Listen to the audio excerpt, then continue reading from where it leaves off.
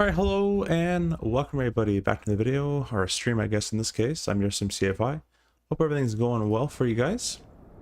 And we're sitting here in the CRJ 900 version 2.1. Gonna be taken from Toronto to Fredericton, which is, it is a railroad flight, but it's not done at a real time of 2:22. And I've just noticed my game is doing my OBS is doing my classic thing where it picks up my Mobi or my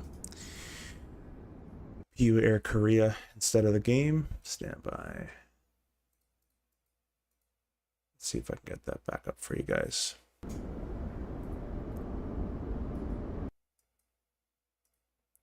Always a problem. Always a problem. See, it's just picking up my it's picking up the PU Air Korea FMS that's on the other side here.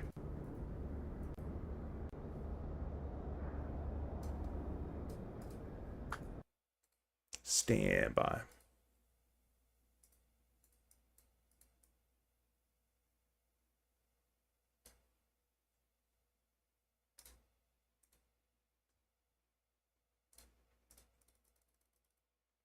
All right, I have a trial and error that I can try here.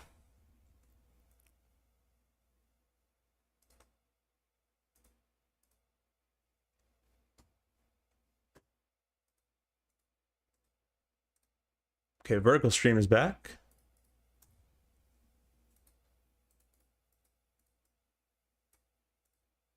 Thank whoever subbed. I don't know why you subbed to this channel already, but thank you very much for that. Appreciate it. Get to the comments in just a second, guys. Just trying to get this stream back up and running for you.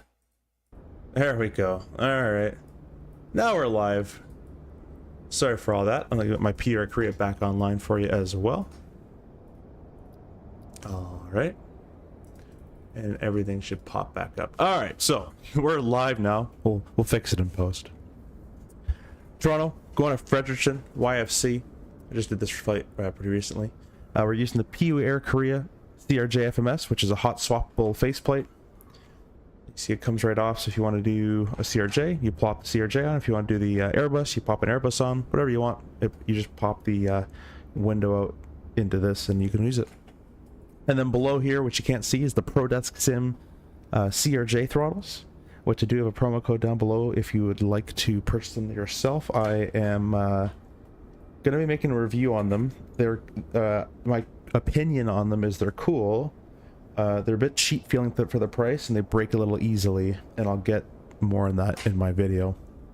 But they are cool, and I will be using them, and I do still like them. I think they're a little overpriced though. But I do have a code for them down below, so if that sales pitch worked for you, you can use that. I'm also partnered with Contrail. We have a partnership with them, so if you'd like to use my code down below, it saves you some money. And it helps the channel out as well. So you buy the CRJ, you can buy some sceneries, whatever you want to buy on Contrail's website, you can use the code and get 10% off. And lastly, our brand new partnership has been with Winwing. You just see it pop up at the top right corner of your screen there. Winwing is a new partner of the channel.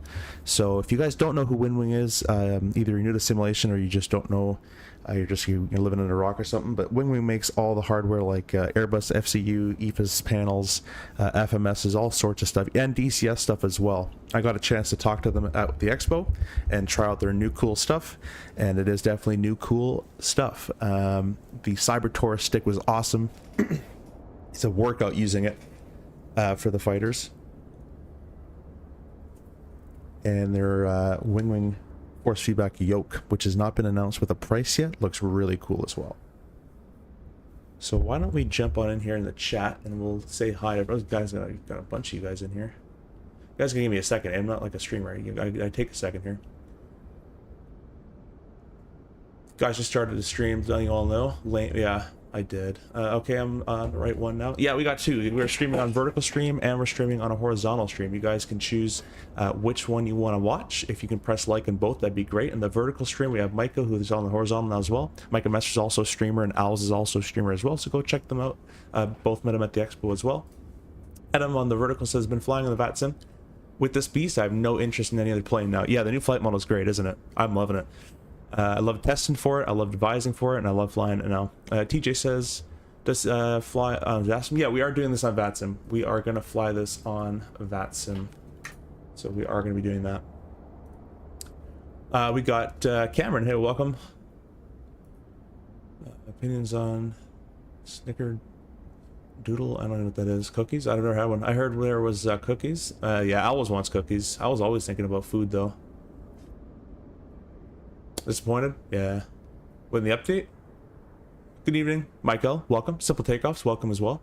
Everyone's talking about cookies now. Happy 4th of July. Yes, yes. Happy 4th to all my U.S. friends. Devin, welcome as well. SNA, hello. JBS cookies. Owls. I'm gonna start this next time. All those cookies talk make me hungry. Yeah, I'm actually full. I just killed the pizza. All right, Cameron's stepping away. Don't do anything funny. Black screen. Yeah, I was fixing it there. We're sitting here in CRJ. Yeah. I know. I'm fixing it. I'm fixing it. I just did a 4-day pairing. We just ended the day. It was a 4-day and we did 3 flights today, so I might be tired. So give me a second, guys. I'm fixing stuff as I go. What resolution do you play at? Whatever this one is. Right there. That's I use a Samsung Odyssey G9 ultra wide. So oh, nope, go away. So whatever that is, that's what it is. Come on, see if you have all those colorful jazz liveries to choose from. Do you choose the current one? Yeah, man. Yeah, man, the new one's cool. Honestly, I just got home, so I just got to my PC. I killed some pizza and I got to my PC. We're gonna scoop all the streamers who thrust match left this week. No comment. Sneak this wild. I don't know what that means. What's good target FPM for the CRJ? It depends on your speed. So if the faster your ground speed is, the steeper the descent you're going to need for a 3-degree glide slope. So usually we're living in the 700-800 feet per minute though.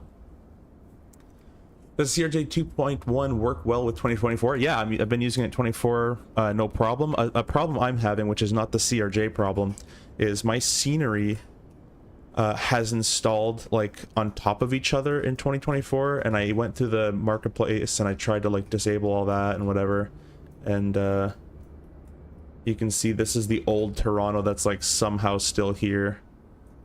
Actually it looks better now, but anyways, been having some weird scenery-ish stuff. That's a 2024 problem though, not a CRJ problem, of course. Little flying RL and then flying the sim. That's it, man. I work in real life and I come back and work here. Major Mark, hey, welcome everybody. If you guys don't know who Major Mark is, I've known him for a while now and I met him at the expo as well. Go check out Major Mark's channel, guys. Give him a subscribe. He streams every 5 months, but when he does stream, it's really cool. I'm just joking. I'm just kidding on you. No, but go give him a like, I swear. He's really awesome. Awesome guy. Good friend, I hope I can say. Ace, welcome. Good evening from... I'm not going to try to pronounce that because I'll make you mad. Playing Rocket League? I love Rocket League. I got to level like 104 and then all my friends stopped playing, but I loved that game. Have a good flight. Thanks, man. Fires 7800 FPM, 780 or 7800. 700 to 800 feet per minute. So either 700, 750, 800, somewhere in there. Data Flight Sim, welcome to the stream. And get your RJ out, Data. Come fly with us if you'd like to follow along. You guys are going nuts in the chat today, so I'm gonna start flying here through. Nathan, did you try Scenery Index? I have no idea what that is. So you'll have to maybe post a video on Discord or something, and I'll be able to kind of do it. Streams every 5 months. Yeah, no, I'm just kidding. Does DLSS blur the displays like it did in 2020? I believe so. DLSS, all that DLSS does, guys, is it will downscale your image and then upscale it with AI, and whenever it upscales back to the resolution you want, it's gonna get it all blurry. I wouldn't recommend using DLSS if you can avoid it. Some after a 4-day pairing and 3 flights on day, see if I isn't all like that. If I see one of our CRJ, I'm going to stream. Honestly, while I'm working, or just as I'm working and getting off, I am like that, and then I get home and I'm just like, I want to chill with you guys, so I'll just stream. If you like Rocket League, then you should look at Rematch. What is that? About to be next when starting stream. Yeah, Al, start your stream, man. Let's do CRJ. Come on. Gotta learn this bad boy first. I'm watching closely. Cool. Well, we're gonna do it from we're in turnaround state. But we'll give you guys a full cold and dark, why not? So we'll press cold and dark because Dad is watching, so we'll give him a full thing. I've noticed you notice the screen flickering there, and I don't quite know why that's happening. I have an idea of why that's happening, but you're gonna have to bear with it. And the reason is I can't access my NVIDIA control panel, which I thought I turned off the filters, but I think filters somehow got turned on and now it's flickering. So I really apologize if it's flickering on your screen as well. Hopefully it's just on my end. Doing a CRJ flight from DCA to Charlotte. That's a pretty good one. That's a good one. And can we get a realistic walk around? Sure. All right, back inside. Everything's good. Tires attached, engine's good, wings good, sweet. So you do a safety check. We're gonna skip that for today, but it's basically verifying that everything is where it's supposed to be. So you know the engines or the thrust levers are cut off, gears down, flaps are up, or match the position that they are outside. So if the handle's at 8, just make sure that outside it's 8. On their walk around, spoilers deployed, reversers are off. ADGs is up, and then a gear pull is pushed down, emergency flap is up, things like that. I do not see any flickering. Perfect. Then it's just on my side then. Don't worry about it. I'll just be complaining, and hopefully you guys don't see it. So what we're going to do is we're going to go to this iPad, and before we do anything else, we're just going to connect the ground power, just so it's available for us. You can see if we go to the overhead panel, we have it now available to us now. So first things first, we're going to go ahead and select the battery power on. We're going to press the electric button down here below the thrust levers. And you'll notice that this brings us to the AC panel. There's no AC external power, or sorry, there's no AC power being applied to the airplane right now. The ground power is connected, but it's not actually doing anything, and that's what we want for right now. Right now we're on DC power only. So we'll click the electric button once more. Now this is the DC system, and right now the only thing that's powering is the APU bat and the main battery. That's from that one switch we clicked. Got to verify we have a minimum of 22 volts on these, and then you're good to go. And you don't have anything like an emergency bus. If you had an emergency bus here, you'd contact maintenance and say, I got an emergency bus activated. That's not supposed to be there. So it's blank, which is good. Charger means the battery is draining battery, basically, and we'll have to throw on a charger. So a ground power unit, APU, engine, something that keeps the battery going, an alternating current that'll keep it going. First, I'm catching it live. Made a mistake buying CRJ in 2020 marketplace before I knew any better. Now I'm stuck waiting to come 2024, enjoying the videos while I wait. Hey, well, I think 2020 dropped today or earlier, so maybe 24 is not too far away. Yeah, you like the walk around? Yeah. Well, the direct takes about 5 more minutes. CRJ is fast bird and ready. Yeah, I mean, if you do it right, Micah, it will take longer. But if you do it quick, it's like any airplane's 2 seconds if you do it quickly. But if you do the full tests and all that, it'll take a bit. External power can come on now. And you can see the rest of the power has been supplied to the TRUs at the top. We'll press electric once more, go back to the AC system, and the AC power is being supplied by the ground power. All to bus 1, essential bus, service bus, and bus 2. So service bus is being powered already. A very common misconception is you go up here and you click the DC service on. You don't do that. This just changes what battery source goes to the DC service. So you don't leave, you just leave that DC service in off position. With that, we're going to click our nav lights on. And oops, that's the wrong button. And now you can see that we have our nav lights, red on the left, green on the right. And you got the white on the tail, it should be at least, although I can't really see it. But anyways, we'll say it's there. That's all been done. We'll say the safety check is completed. We would do a couple more items to there, but we'll say it's fine. Press the status page to return this ICAS number 2 to the default position. And now we're going to verify that we have nothing kind of crazy in our CAS messages. So what we're looking for is something like an EPU fire fail or anything that's out of the ordinary. So this is all ordinary stuff. Doors are open, emergency lights are off, window heat's off, the probe heat's off, static is off. You know, all that stuff is typical. Press the CAS button to go to the next page. And then same thing here, pitot heats, yaw dampener, mock trim. And the sim, nothing's going to be broken. But in real life, you'd want to check this before doing anything, before continuing past this point. You contact maintenance.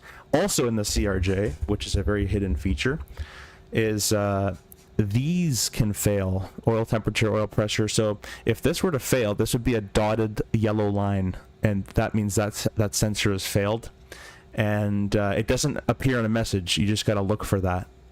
So we check that as well. Just an FYI. Again, in the sim, it won't be broken. Oh, I pressed the wrong button. There we go. Go back to the first page. Get to your comments here. Is that what you do in real life? I wish I could, Fires. Yo, what's up? Hey, Five Snipes, welcome. Got a busted bulb or popped circuit breaker? Yeah, that's coming up next. I need to change my default panel state on the CRJ. Last time I loaded the engines were running. Yeah, it's you just go to the very bottom of the EFB. This very bottom default state, you just change it right there.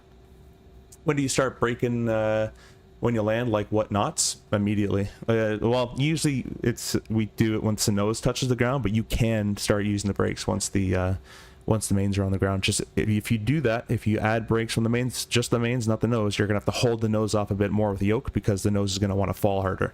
So most people go mains touch the ground, reverse is cracked into idle, and then you apply your brake once the nose is on the ground, and that's it. You can use the brakes. It has anti-skid, so don't worry about it. So now we're gonna go to more to kind of the originating flight compartment kind of a check. So we'll start with the IRSs. Throw these guys to nav. We're going to go to the FMS section here, and I'm going to use the PU Air Korea FMS that you can see in the bottom left, but I'll kind of also show you in the center of your screen as well.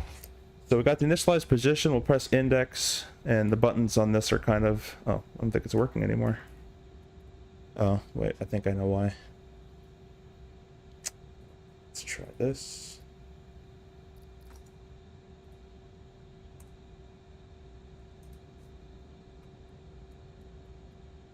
Nope. Off. Do the classic off on. Huh. That's weird. Connected, supported. Yeah, that should just be working. Well, I guess, does this work? That works. Lights work. Oh, I really want to use my FMS. I love this thing. Has a couple issues here and there, like as you're seeing, but...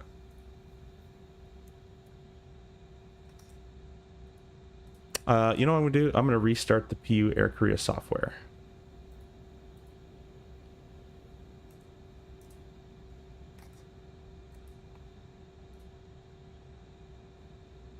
And hopefully that will fix that.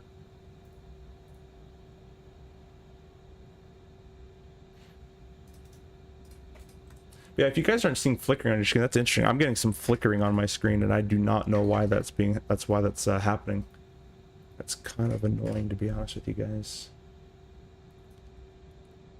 Yeah, why is the Canadian man here? Who is it? Oh, Captain Cattle. Hey, welcome. Who the hell wants to go to Freddy? I don't know, man. Some people do. All right, my PR Korea is kind of fried. It's not really doing anything, unfortunately, so we're just gonna turn that off. I'll put this camera towards the thrust levers here, and these are the Pedestal CRJ thrust levers. We're just going to use it over here, so we'll continue with using the FMS, and in that case I'm going to do it from this side. So index, and we'll go to FMS control first, which is the very bottom left. We're just going to verify that our FMSs are synced. So we don't want to touch anything in the FMS until they're synced, or else anything I do to this one doesn't talk to that one. So make sure they're synced, which I believe that is modeled actually. Index again, position initialization. I see a lot of people type a lot of stuff in here. You don't got it, just leave it alone. GNSS, bring it over, throw it in there, you're done. If you want to work extra hard, you can put your airport and gate and compare the coordinates. But we don't even do that in real life, so don't worry about it. Unless you have a reason to believe that something is not accurate.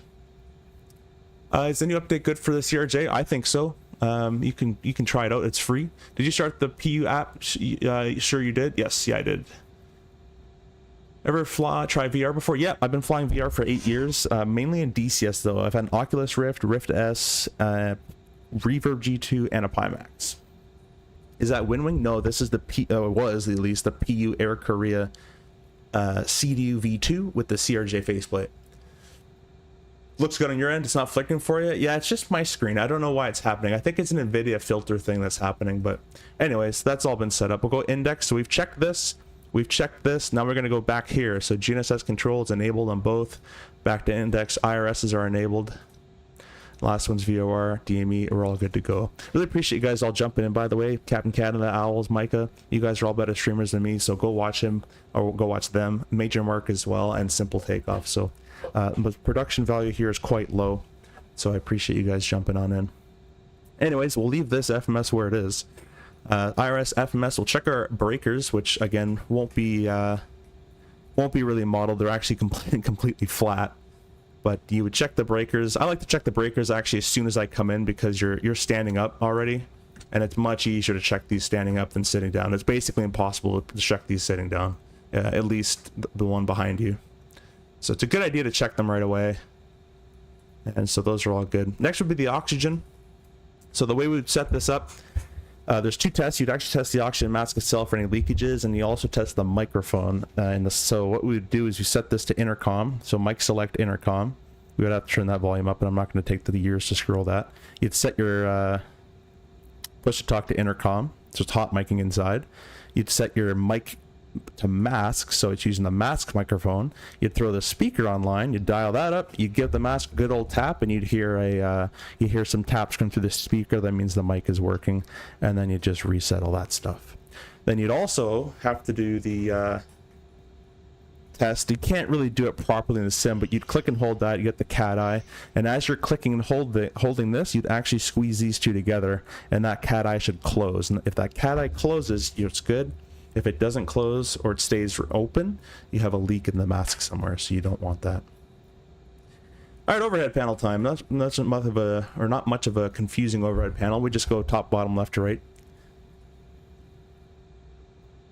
Now you're solid, my guy. Thanks, my guy. Appreciate that. My guy's the plug of the century.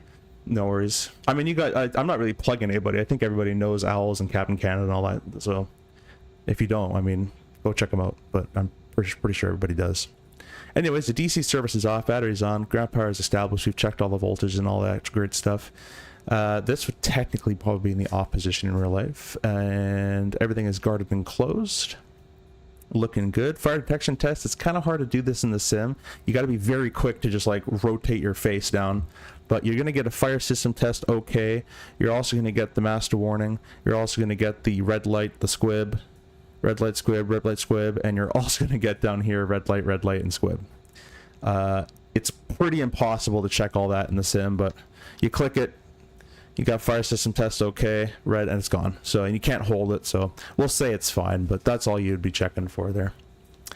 The hydraulic SOVs, it stands for the hydraulic shut-off valve. The reason these exist is in the 200 variant. If you had a hydraulic number 1A pump or hydraulic 2A pump failure and or overheat, let's say, and you had to shut that pump off, the only way to turn the hydraulic pump off, the engine driven hydraulic pump off in the 200, is to turn off the engine. So they're like, that's probably a bad idea.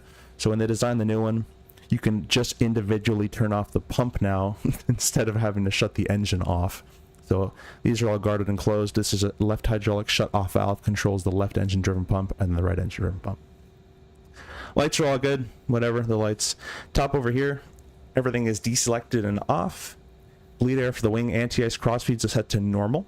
We only really use this in a engine out situation. So that's basically it. Bleed valves and auto, this is the most, I've seen a lot of people on Discord and stream and all this kind of stuff. They kind of think it's a 737 and have to open their isolation valve and set the bleed source.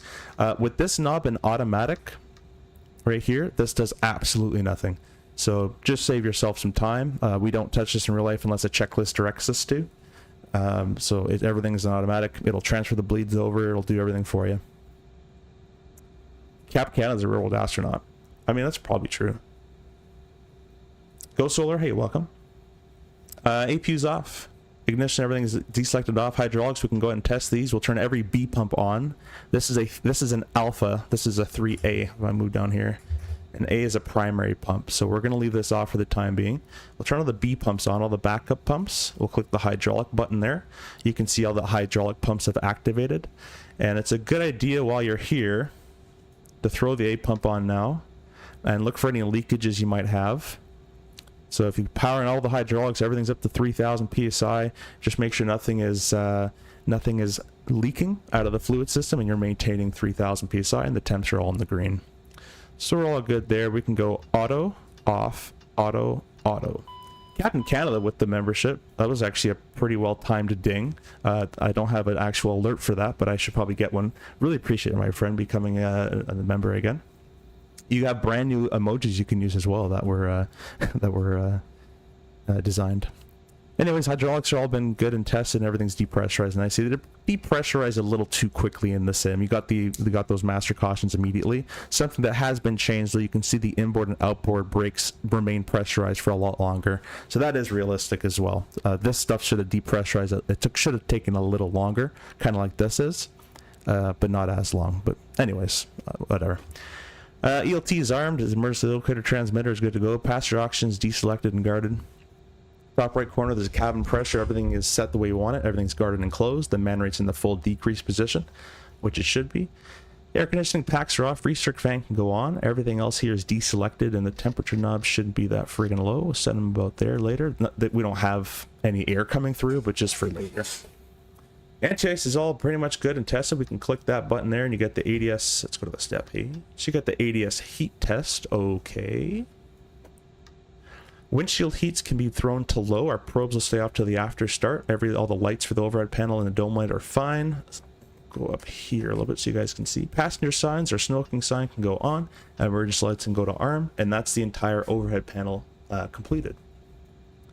Space Cadet, thanks for CRJ trading card at the Expo. Hey, well, I hope you appreciate it. I hope you like it. And I didn't actually use that QR code on it, so I don't know what that does, but let me know what it does after. What? How did I miss asking for one day? Oh yeah, I think I ran out near when we met, because I think we met on the second day that I was there. I was completely out. I actually thought I had way too many, and then I just kept giving them out, and it turned out I didn't have that many. We're gonna do the stall. Actually, we're gonna do the glare shield check. So just coming from right to left, everything is deselected, guarded, and closed. The autopilot disconnect is in the up position, so it works, and everything on the left side is deselected and closed as well. So for the stall test, we're gonna throw our hydraulic 3A pump on. We're going to go ahead and turn on our stab trim. Might as well throw on our mock trim as well. And we're going to set our trim to 6 degrees of trim. This is a real world procedure. I don't think you need to do this in the sim. It'll work just fine. Another member, X4FS, welcome and thank you for becoming a member as well. Really appreciate it, my friend. Hope you enjoy. Members only videos. I don't have that many of them, but you can witness me crash a hell of a lot in the Formula 1 game. So that's what I have to offer you. And emojis and things. Anyways, we're going to click the stall button. The stall test has been is new. It's a new version of it in this 2.0 it came out in, but 2.1 just works fine. You're going to get a continuous ignition on, which is real, and you're also going to get the stick shaker, pusher, and then shaker still. So click, click. There we go. Shake forward. There's the pusher, continuous ignition. There it comes back. That's the correct test. The GPWS I think doesn't work because I haven't updated my Boris sounds, but you'd click this, you'd get... Oh, it does work. Those are brand new. Terrain. Wind shear. Wind shear. Wind shear. And notice it's the short test. In the old version, and before 2.0 came out, if you clicked it, it would do the long test. Now it's the short version, and if you hold it, it's the long test, which we don't want to hear that one.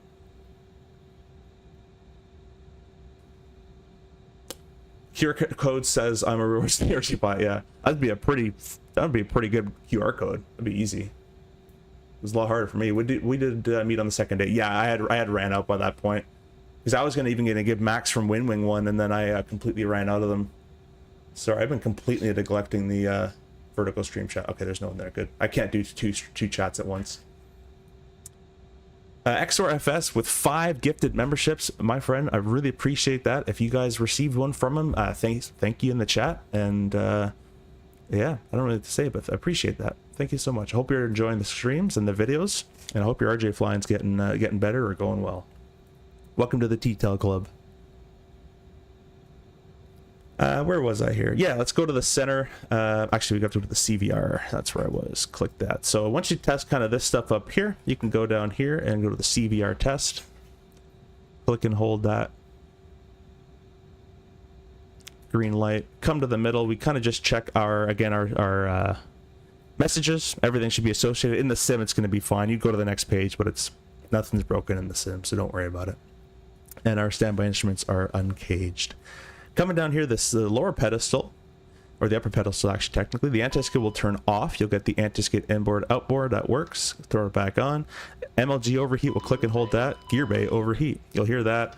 You'll get the message there, and you get the master warning. You'll get the overheat test fail. Let me do this while I look up.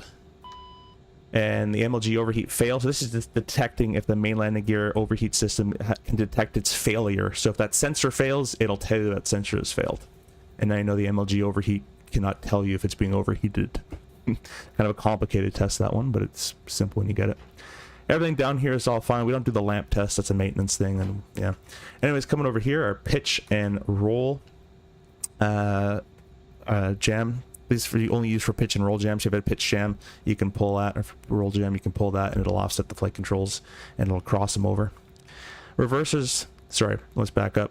Auto ground lift dumping system is in the auto position, so when you touch down, the spoilers deploy for themselves. You just leave that in auto. Reversers will get armed at this point. I see a lot of people pushing back and getting the runway, and they arm these. These get armed like at the gate.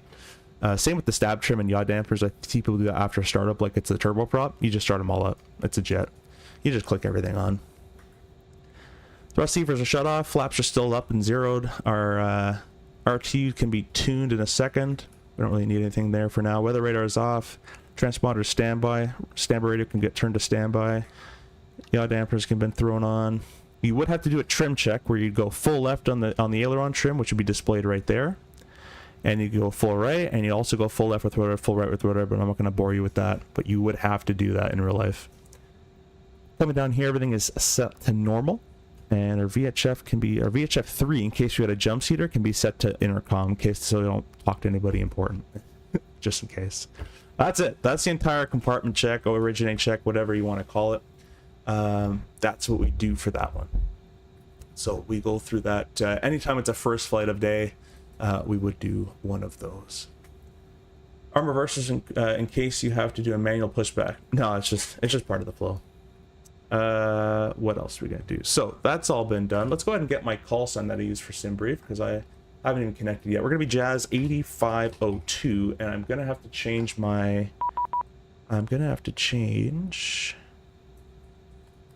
8502 there. Now that should be set up for you guys on the overlay. Call sign mismatch. What did I do? All right, let's go back. I need a dispatcher. This is what I need a dispatcher right here. Ah, there's the problem. 8502. Connect. There we go. Cool.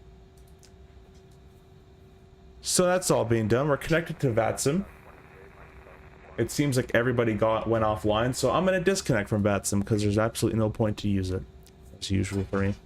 Anyways, we can go ahead and do our FMS setting up. So let's go to the iPad here.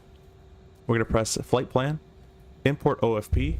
And because I don't have my, well, I'll show you guys, because I think if Data is still watching, I'll have Data watch this later. Let me just take a quick drink. We're going to set up the FMS all completely manually.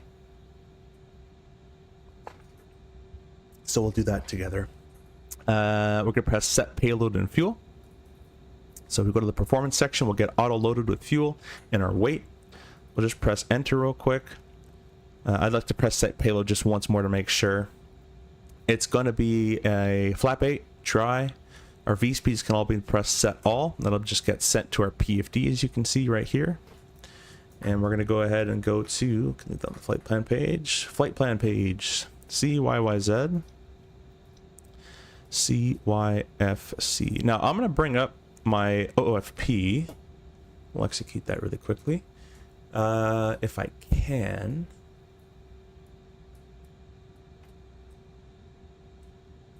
Let's see if this will work for you.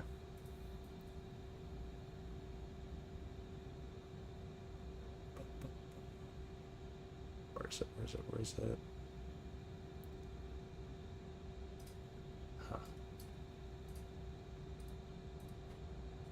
Well, I guess no OFP for you, so I'll just type this in manually. But the way we would type this in is origin, destination, alternate. The alternate's going to be CYSJ.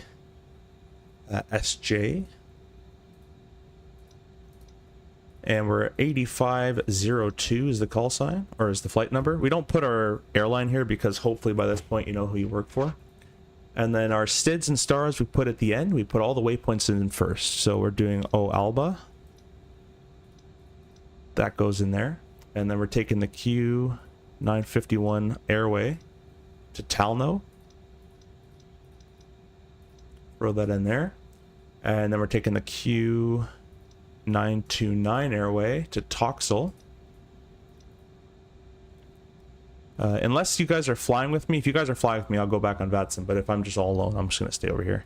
Then we're going direct down all, which I think is near Montreal from memory. And then it's just direct Freddy. So we'll execute that. Our SID is going to be the Dead Key 5. Or not Miglo transition. I'm thinking of a past flight here. Dead Key 5. Oh, Alba transition. And I believe they're using the 2-4s earlier. So it'd be runway 23 for departure, 23 from hotel. We'll execute that. We'll put a Alba back in there. That's actually a bug. It should not kick that once I put a runway in there. But anyways, now that's plugged in. We're not going to plug in an approach because the weather's going to change by the time we get there. We always plug our approach in midair, unless the arrival airport's like 20 minutes or less. Then we would do that. Let's get back to the comments here. My CRJ flying would get better if they'd actually drop it for 2024. It's Microsoft, man. Aerosoft has launched everything they can. It's up to the other people who release updates like Microsoft or Contrail. Whoever they give the update to is their duty to release the update. That's why Aerosoft came out immediately. I'm downloading and installing Auto Ortho for X-Plane 12. I'm going to see how it is. Hey, I hope you enjoy it. And I haven't played X-Plane in a long time. When are you going to fly the 319? Alitas, probably never. I'm not much of an Airbus guy. I'll probably get into it eventually, but I own it. I just got given access to the FS Labs 321 Neo, so I'd like to say thank you for FS Labs for allowing me to check that out.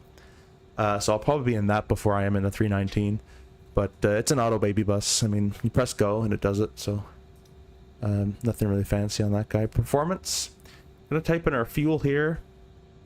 10.2025. Now in real life, I've talked about in a lot of videos that we actually don't type in the actual amount we have, because once the APU turns on, this number in real life doesn't count down until the engines are running. So we always kind of predict what the APU fuel usage is going to be. But in the sim, you just throw it, you just match it up. Because that little bombardierism isn't modeled. Flight level 390 today to Freddy. We'll execute that, and then our alternate cruising altitude is going to be a flight level, or not even flight level, but it's going to be 13,000 feet. You still need the F. Our zero fuel weight today, that's the weight without fuel if you didn't know, is going to be 62,005 pounds. So zero fuel weight plus the fuel weight equals the gross weight. And then we'll go next page. The ISA deviation is 8 degrees. And if you guys don't know where I'm pulling all these numbers from, I have a full start to finish CRJ tutorial that you guys can go watch. That covers the entire flight plan and all that. So it's a full CRJ start to finish Toronto DC tutorial. Our winds are -14, -9, -3. It's all headwinds. Next page. Estimated time of departure is not going to be accurate because I've changed the time, so we'll just kind of make this up as we go. It's 16:15. We'll probably be 16:30 wheels up, somewhere around there. We'll execute that. Notice a new thing in 2.1. We have a distance, which is actually not correct. Or sorry, destination, estimated time en route. That's not correct. ETA, and then our planned fuel when we're landing there. Perf, we're going to type in our flex temperature, so we're going to go to the iPad, and we're going to press takeoff and landing. It's a flex of 48 that got us off runway 23, flap 8, and we'll do a brief on this shortly. So let's just go back to the FMS. Our flex is 48. Usually should spit out an N1 of about 82s, 83s, yeah, so that's pretty good. In real life, we'd actually have a flex temperature and then an N1 value associated with that flex temperature. So if we're flexing, the FO's job is to make sure that the flex that the airplane is calculated is at least 0.1. Actually, sorry, it can't be anywhere below. It has to be the calculated N1 from the ACARS and or higher, which we can't do in the sim. But anyways, that's fine. VNAV, next page. cruise. Let's check our flight plan and find top of climb. Just under that, it's 250. They want us going fast. 250/.81. We're cruising up there. Next page, everything is fine. Radio page, auto. I'm going to change this to 1215 manual. It's a Toronto VOR. What I'm also going to do is press the fixed page, YYZ, and put a 6-mile ring. And the reason we do that in Toronto is runway 23 is an engine out procedure that requires a left turn at a 6.2 DME off the YYZ VOR, left turn 200. So we put this as a reference. Legally, it's not correct. Legally, we have to use DME from the VOR. That's why I tuned it in manually there. But we put that in as a reference for ourselves. So that's what that's for. Flying from the right side, we'll go VNAV. Left side, pilot monitoring goes to on. And I like to have missed approach up as well. Some people don't like it, but I don't mind having it there. So we'll have the missed approach visible in blue once we get to the other airport. Flight plan, copy active. A secondary has been made. Flight plan, copy active. A secondary has been made. That's all good. Catch up with you guys in the comments here. I was going to join you, about to push back. Okay, let me connect back to VATSIM then. I don't see the need for the FS Labs 321 when Phoenix has their version. The FS Labs 321 is a Neo, so that's the first thing that's different. The other thing is FS Labs systems are highly more in depth. I've been led to believe. That's all I know. Looks like CTR is back on well. Oh, they are. Look at that. Estimated time en route is going to feel like 6 hours at this time of the night. Exactly. Yeah, it might. That's a fair point. We got 40 of you guys in the horizontal stream, and we have 58 of you guys in the vertical stream. I really appreciate you guys. If you guys all hit the like button, and I would love that. And go check out again my other buddies in here that stream. Micah Messer, Owls, Simple Takeoff, Captain Canada, and Major Mark as well. So we're going to dial in 25775. We're going to copy a clearance together. And basically we're just going to tell them that we're Jazz 8502 at gate 132. There's no ATIS, so I'm not going to say anything about that. I'm requesting IFR to Freddy. That's basically it. Jazz 705, Toronto Center, good evening. You're identified. Climb flight level 270. Climb flight level 270, Jazz 705. Toronto Center, Jazz 8502, request IFR to Freddy. Should say Fredericton, but hopefully he gets what I'm talking about. Jazz 8502, Center, good evening. Cleared to Fredericton, dead key 5 departure. Allow a transition, flight planner, depart runway 23, squawk 1177. Okay, good. Fredericton, dead key 5 departure, allow transition. We'll expect runway 23, squawk in 1177, Jazz 8502. Jazz 8502, thanks for being back correct. Cool, that's all done. 1177. Bravo Foxtrot Mike, turn left heading 1177. Third ILS, runway 24 left. Clear all that. That's our squawk code. We've been cleared the dead key 5. OALBA transition. Approach, runway 24 left. Clear for approach 24 left, Bravo for Mike. And that's been selected. Runway 23. And then the flight plan route. So we're good to go. Let's go ahead and start our APU. Everything else here looks good. So press the power fuel. You get the APU and bite. Make sure we're not fueling. If we're currently being fueled, we are not able to start the APU. Bit test is complete. We'll go ahead and press the start button. Runway 23, squawk 6036. I think my sounds have been lowered a bit. I'll try to turn it up for you guys here. Let me know how that is, if it's too loud or not. Just 626, that's correct.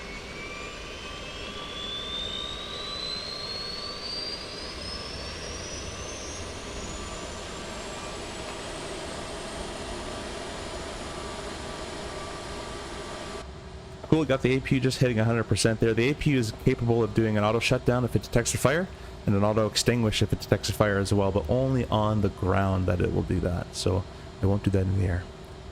All right, we'll press the electric page. We'll verify the electrics are still being powered up. You can see the APU is, this actually should be yellow. So in real life, because we have the APU gen off, this should be yellow, and we should actually get an APU gen caution message. But we're gonna go ahead and throw the APU gen to auto. I'll make a note of that. And now the APU is being supplied, or is powering up the entire system. The external power has been disconnected from the airplane system software-wise. We'll deselect the switch, and we're also going to tell our ground guys that they can remove the ground power as we got number 3 turning. So ground power is gone. Let's go ahead and get rid of the jetway. We'll go ahead and close all these doors up. Get rid of the chocks while we're at it. Captain, the cabin is secure. All passengers are aboard. That's awesome. Well done. So that's all good to go. We'll press the electric page once more, and we got the electric DC system, which is still being powered up nicely. We'll go up to the actually, we're going to go to the ECS page, the environmental control system, and we're going to turn our packs on. So let's go up to the top here and turn our left and right air conditioning packs on. The airplane will automatically take air from the APU. It'll automatically open the isolation valve, and it'll automatically send it up to the packs where it needs to go, and it's going to try to aim for a temperature of 22, and the actual temperature is 22. It never works that good in real life. These are the hardest things to master in the CRJ, is correct temperature management. But anyways, that's all good to go. APU's online. Hydraulic 3A pump, I did a baddie and left that on. It should have been off this whole time just because you're kind of wearing out the pump, but we'll leave it on now that it's on. Seatbelt sign can go on. And then the Fredericton cabin landing elevation will be 60 feet. So I'll just do 1 scroll, 2 scroll, 3 scroll. 60 feet worked pretty well for me. It's a 6.1 flap 8 departure. So 6.1 on the trim. Alright, so let's get the GSX all connected here. And I'll read some of your comments. Don't worry that they're all purple. It's just Halloween. Isn't Phoenix like a few months away from it being released though? I'm not sure, XOR. I'm not sure at all. This is Fly Tampa Toronto, yes, and this is on 2024. I wonder how VATSIM controllers compare to real ones. They're pretty decent. I find that in VATSIM they're a little more rude. Not everybody, but like if you make a mistake in real life, there's that mutual respect between like pilots and controllers that everyone studies, and you know they're all professionals, right? So if you make a mistake, it's not a big deal. In VATSIM, if you make a mistake, you're like done for. Like they'll strip your license. They're just a little rude. Not all the time, but just depends. That's just my opinion. We got 2,208 subscribers. We started this with 192, so you guys have already gained more than 10 subs. That's awesome. 209 now. Really appreciate you guys subbing as well. I'm gonna try to see if I missed any of these comments here. I'm trying to do the best I can. Tyler Rocks, welcome. I don't think I said hi to you before. Sorry if I missed that.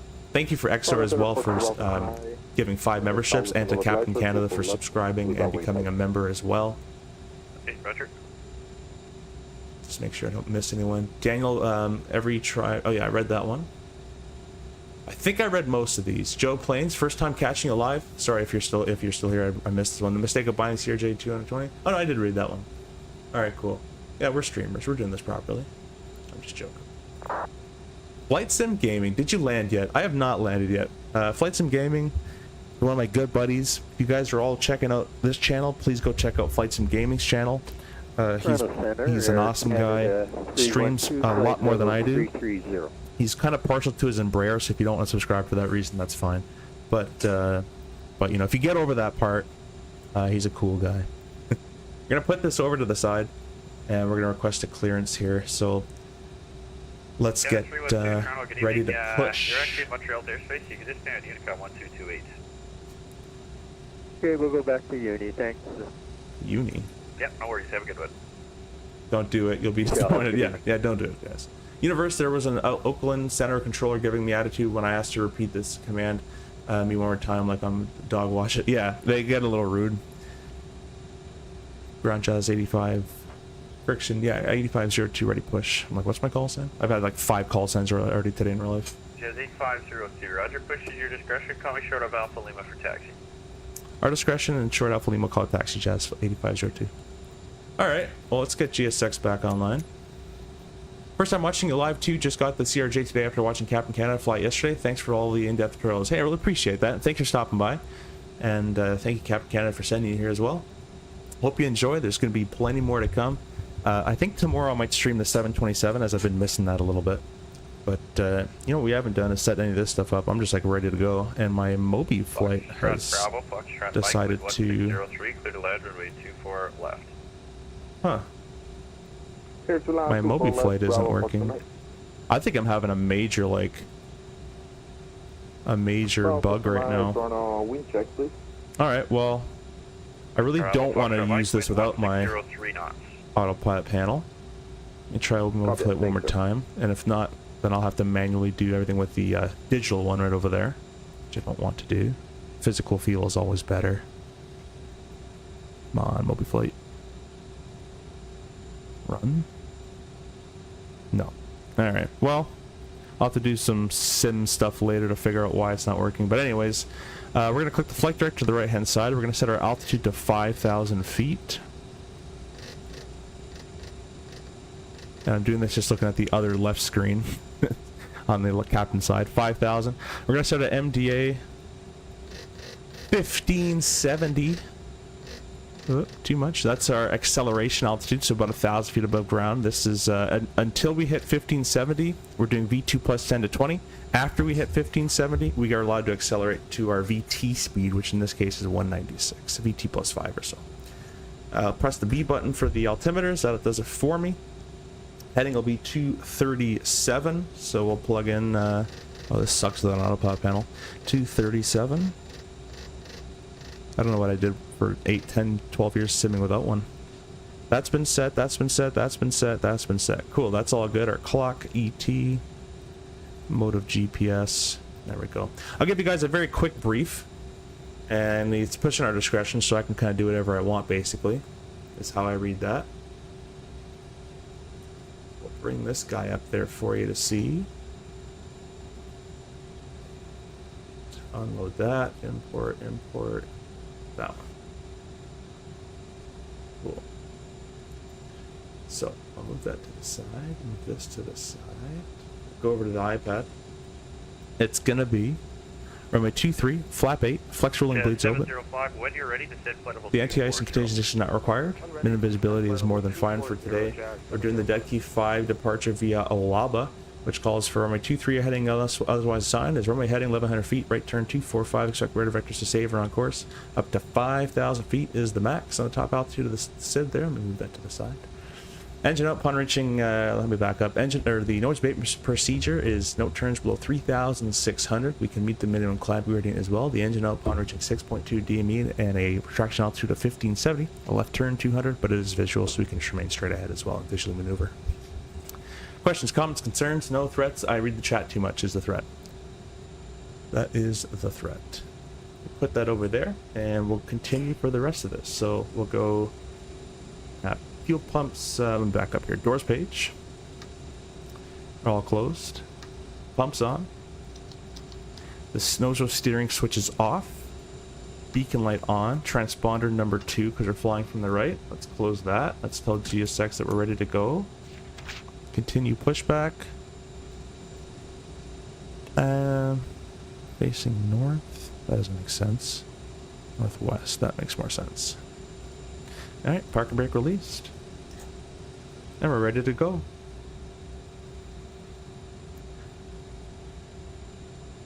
Cool to see a route I travel a few times a year. And a plane. And a plane, sorry, I thought he was calling me. I want to learn. Yeah, I appreciate you. I actually just did this route very recently, so maybe I'll see you one of these days. But yeah, get into the RJ slowly but surely. It'll kind of start to make more sense. It's a little different than the other planes, though.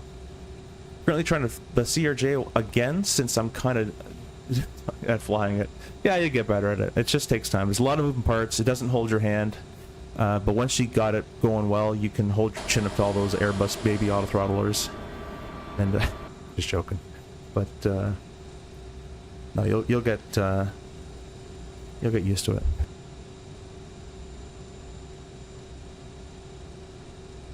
Bravo Foxtrot Mike, you can take Yankee and then apron to your discretion. Taxi by Yankee, apron our discretion, Bravo Foxtrot Mike.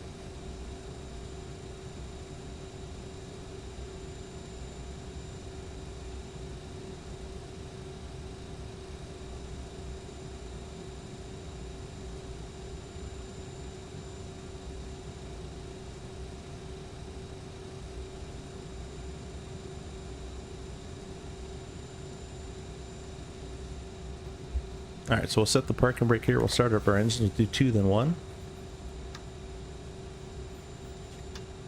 Click and hold. Start the timer.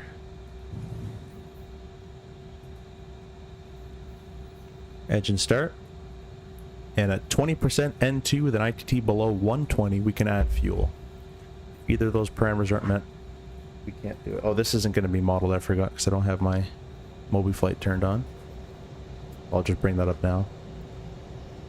Getting all sorts of problems today.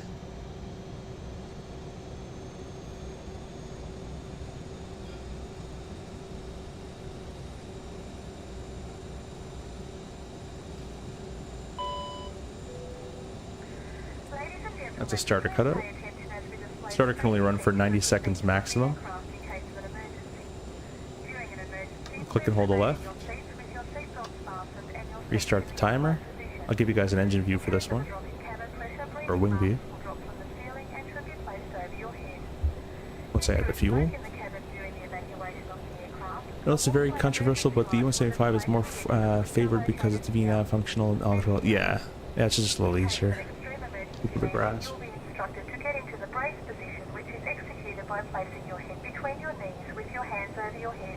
I think my bore sound is broken.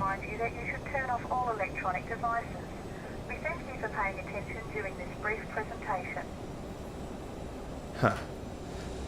Yeah, I think I'm having a weird thing with my community folder where it's not really talking to the sim all that well. Like, all those guys are purple and other stuff's happening. All my panels don't work. I probably have to do a sim restart or something. But I mostly fly the 737 since my first plane I've ever flew in the sim. 37's a good choice. Definitely a cool little plane. In real world, I wouldn't want it because there's no ICAS. If something fails, you gotta look up here and it gets all confusing. Whereas in RJ or Airbus, you just look here and it says, that's the message. Go to the CRJ. What panel do you use that connects to Mobi Flight? It's a custom-made 3D printed panel. Just a Mobi, like it's like a 737 looking panel. That's all. Up here, we'll press our APU off. Should have checked the electrics, but I'm sure it's fine in the sim. Aft cargo on, probes on. We'll check our rudder, which I'm sure is fine in the sim, but full left, full right. Click that. Steering on. So I gotta hand it to the RJ, but pilots, man, just can't get it. Yeah, it's a difficult plane, but it's not too bad once you get used to it. It is different though, and it will not hold your hand. Purple marsters are the GSX bug. Ah, okay, cool. Go ahead and throw up our thrust a little bit, although you don't really need much anymore in the current one. And he said contact him short of Alpha Lima, so Alpha Lima is not till the end of this ramp area.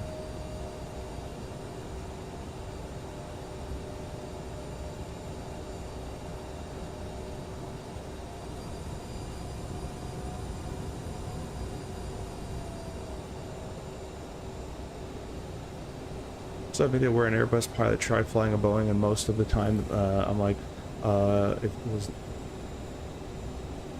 it not what your dead little widescreen yeah. So I was having a hard time bringing that. So there's 626. We have Charlie ready. The GSS updated? I just installed it. Yeah, should be. 626, Roger, runway 23, altimeter 3010, taxi via Alpha Hotel. Just be advised, it looks like there's an American 321 that might push back on a late 6.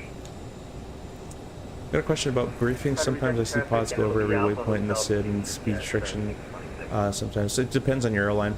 We don't do that at ours. We just verify. We just one programs it. The other guy will verify it's programmed correctly. We don't talk about it.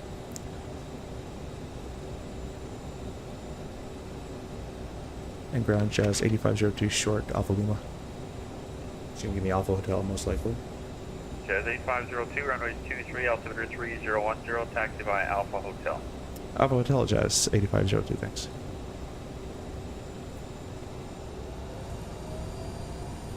What are yoke sensitivities with the new flight model? Just default. If you want to run a little bit of a dead zone, you can, of about a 0.4, 0.8, but default is all you need. All you need. CF34 idle? Yeah. It's just CF34 8C5 is the engines in the RJ. 5% controllers at 11:30 p.m. is unheard of. Maybe they saw the stream? No, I'm joking. Probably not that important. Oh, but yeah, Lonnie, I was on an RJ FOSApping to, or jumpsuiting to, Boston for the show, FS Expo. And I was chirping the whole time. The captain of the Embraer was a previous RJ guy. And he's like, yeah, I just moved over here because I'm old now and I just can't take the... He's like, the RJ's a hot rod. It's meant for young guys. And we're climbing out at 250. I'm like, this is all you guys can do? And he's like, yeah, we're mandated by the manufacturer / SOP and company just because we have D-rated engines in the CRJ. Because if one fails, apparently there's not enough tail authority. Rotor authority. So we're just chirping back and forth about RJ and stuff. You would have liked it.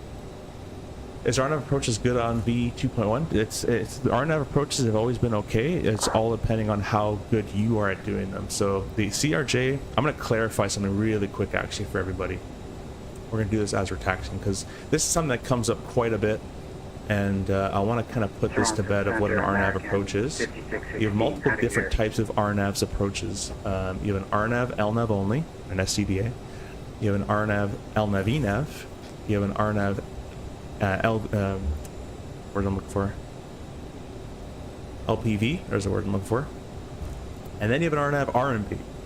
So this airplane in real life can only, unless it's the NG with VNAV equipped, which most aren't, this airplane in real life can only do the RNAV approach if it has an LNAV minimum here, or a circling I guess, but no one really wants to do that.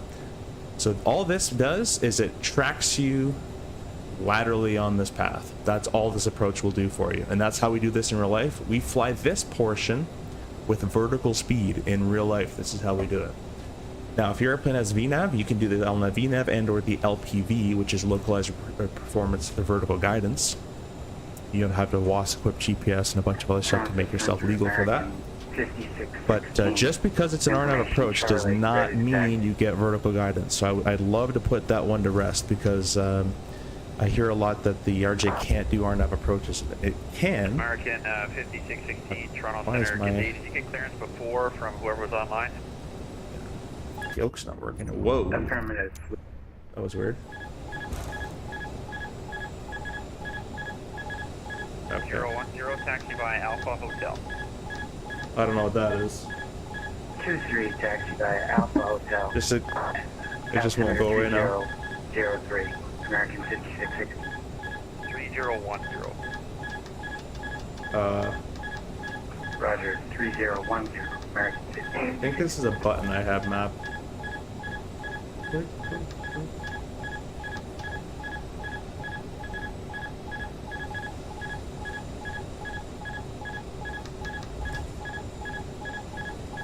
Let's try disengaging that. Nope. I haven't seen this one before. Alright, well let's just slowly taxi here. It's gonna... the problem with 2024 is it disconnects your batsman. I really don't like that. It kind of pisses me off, actually. I have no idea what I did to cause that one. But we're gonna troubleshoot this one together, in case someone encounters it. Remember that day you couldn't get the YQB IRL? Wonder if it was LNAV VNAV instead of LNAV minimums, you would have made it. If it was if we had LPV simple takeoff, we would have made it no problem. But we didn't have it equipped, so can't do it. CRJ can do RNAV approaches, but just completely different from the rest. Yeah, no, you can do an LNAV only approach in Airbus, but there's no reason to because you have VNAV. So you can just do the LPV. But I would take some time and look up the difference between RNAV approach, guys, just stands for radio navigation. And back in the day, that used to be VOR and NDB approaches. Nowadays, a more non-conventional RNAV or a conventional RNAV would be a GPS approach. And you can have a GPS approach that leads you with lateral guidance. You can have a GPS approach that leads you with lateral and vertical guidance. And then you have an RMP, which is required navigational performance, which is just a lot more precise autopilot and GPS on board. So we can't do RMPs. The NG can do LPVs and the rest of them. And the regular 900, the one we're flying today, can only do the RNAV, LNAV only MDA. So you can only just track left and right on the arrival. That's it. Vertical speed is done for your descent portion. So that's a big one that I probably should just make a video on at this point, but what's going on here?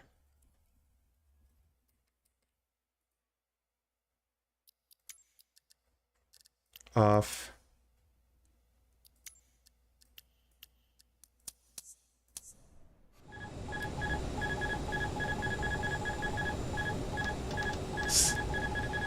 Still happening.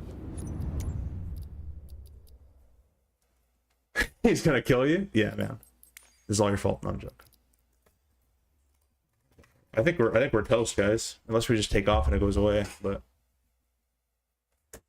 I don't know why this is happening right now. I only have that one bound, which I've had this entire time, and it's been fine.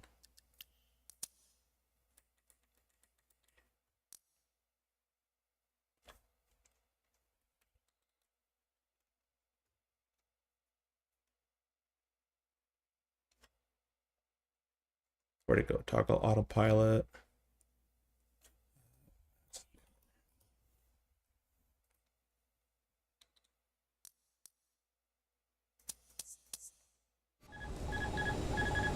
Yeah, I have absolutely no idea how to fix that one. Let's just hit everything until it does something.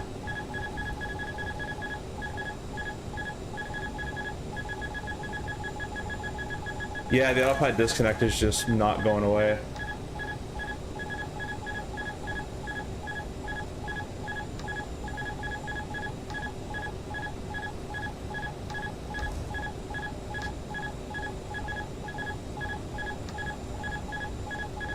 Try turning off and yeah, that doesn't do anything. Maybe try to disengage and re-engage output. Yeah, I've done that. Oh, I did it earlier, but it didn't work. But now it worked. I'm gonna just try to just like jump back on VATSIM and hopefully not get yelled at right now. But that's probably a bad idea. But we're gonna do it anyways because I don't care. I work for a living.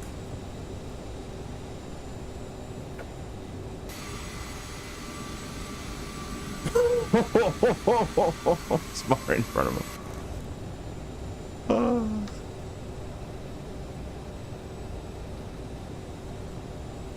Oh, that was funny. Flap 8, let's do that again. Macross still clicked in there. Sorry, whoever I cut off. Let's get rid of that. There we go. We're pretty much still in the same good state. Getting a million traffic errors on VPilot that it can't load anybody in. It's just loading. I'm having massive sim problems right now. My whole entire community folder isn't even syncing properly either, so it's okay, whatever. I think the solution is turn off the 502, contact me airborne, wind 1704, clear takeoff for runway 23. Clear takeoff 23, Jazz 8502, and with you in the air. He's like, whatever. If you're listening to the stream, I appreciate you. Anyways, let's do the lineup. So we'll get the strobe light on. That should have been on. We'll clear takeoff so that guy can go on. That's not the right sound, but we'll do that. Messages are acknowledged, so we can go ahead and press the stat button there. I see a lot of people as well click the toga button before we get to the runway. You can't do that in real life because as soon as you click that button, it aligns. It does a bit of a quick alignment on the IRS. So you really want to be on the center line of the runway. Now, of course, your GPS will probably fix that in real life as well, but it's very good practice to do it once you're on the center line of the runway. Line up runway 23. Line up 23, Jet 6. So we're on the center line now. Doesn't matter with the heading, we're just going to matter about your IRS position. We're ready to go. 23 is verified. TOTO, take up fig OK, winds from the left-hand side. And we'll go ahead and set your flex. If you guys got the flex emoji, go ahead and use that in the chat. We are thrust set.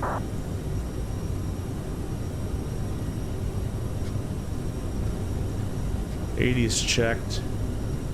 I also hear a lot of people releasing their downward pressure at 80 like it's some sort of number, magic number in every airplane. That's not a thing, but I'll talk about that a different day. If you need more down pressure, need it, especially when it's slippery and contaminated, you're gonna need it way past 80.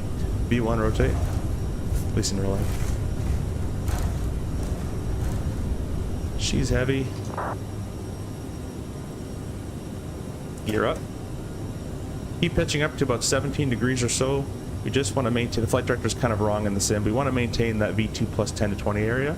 We're gonna press the speed button for climb 57. Airborne, wind 1603, clear Nav mode, heading, and FMS2 is captured immediately. That was pretty good, actually. And we're gonna go ahead and throw on, I feel like my yoke isn't set up properly, but we're gonna go ahead and throw on the autopilot as well. We're past our level off height of 15.7. Let's go ahead and scroll our speed knob up to the VT knob. Line up and wait. Looking for V2 plus 12, we're gonna go flap 1. Appreciate all you guys using the flex emojis as well. Flap 0, V2 minus 15. Kind of accelerates a bit quickly in the sim. Our flaps are at 0, we've reached the VT speed, flap 0, or climb thrust I should say, we're already flap 0. And we'll accelerate 250. And once this guy's done his call, we're going to call him and say that we're 3,000, 5,000. In real life, where we usually do that call as well. Just kind of works out that way. Shamrock 771, read back correct. Departure Jets 8502, 3,000, climbing 5,000. Jets 8502 identified, climb flight 230, turn left, heading 150. Left turn 150 up to 230, Jazz 8502. Our heading mode, left turn 150.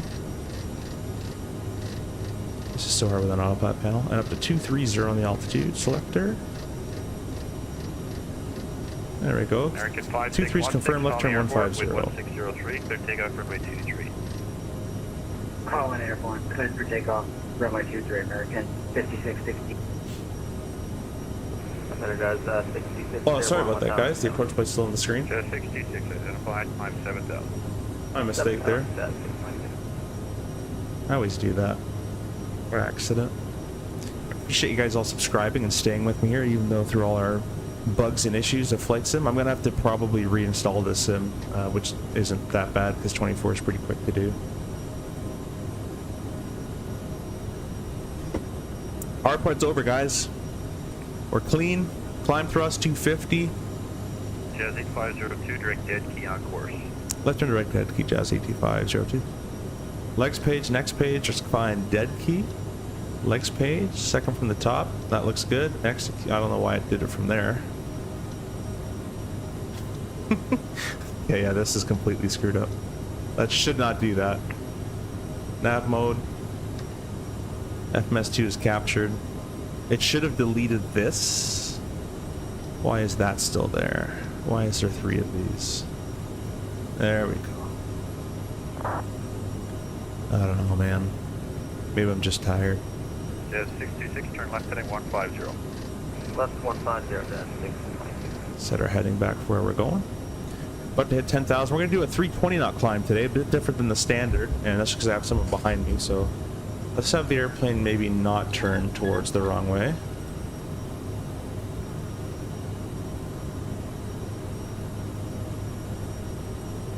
My yoke is being weird. This is full yoke to the left for me, and it's not doing anything, which is interesting as well. I'm having so many issues today.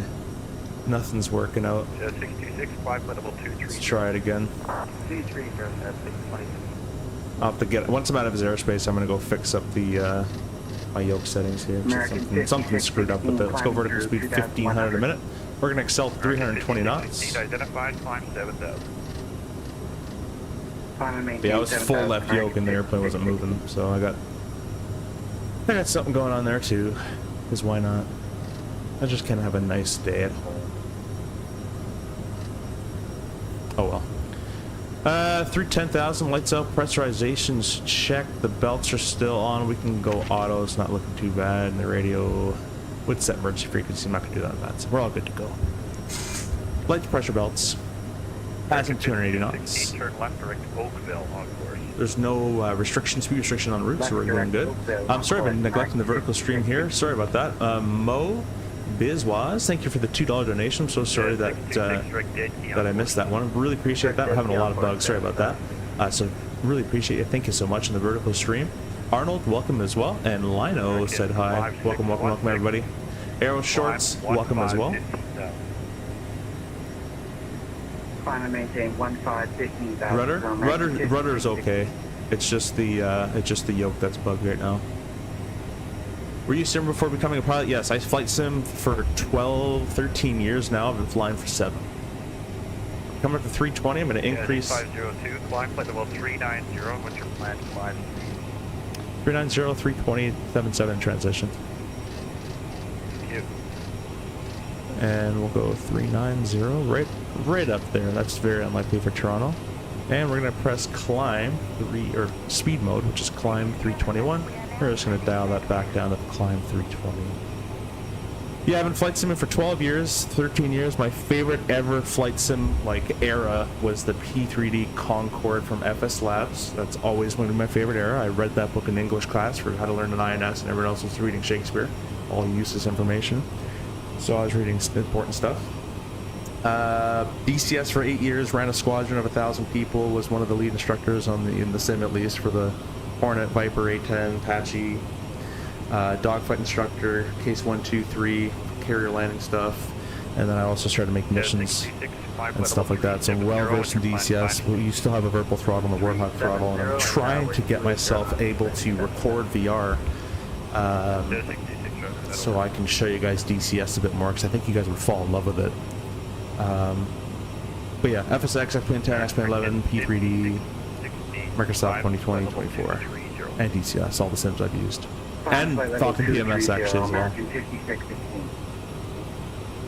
Canadian Senators, Maple Leafs, Canucks, or Oilers? I mean, Leafs suck, but the Leafs, I guess.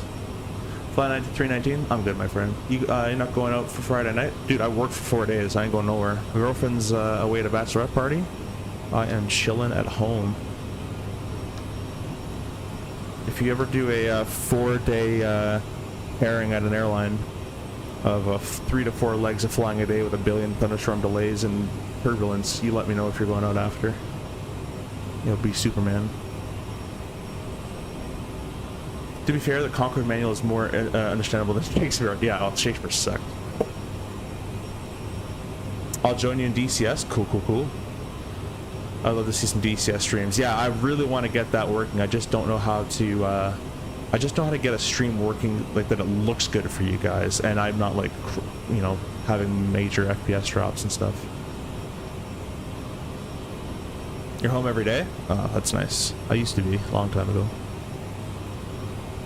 So the thing we're going to run into, guys, here is that our climb speed is 320.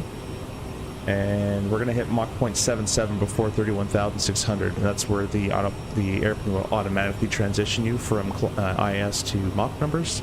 So we're just going to have to watch out that around 28,000 feet or so, 320 knots should roughly indicate 0.77 Mach, and we're going to manually click that button there to climb at 77.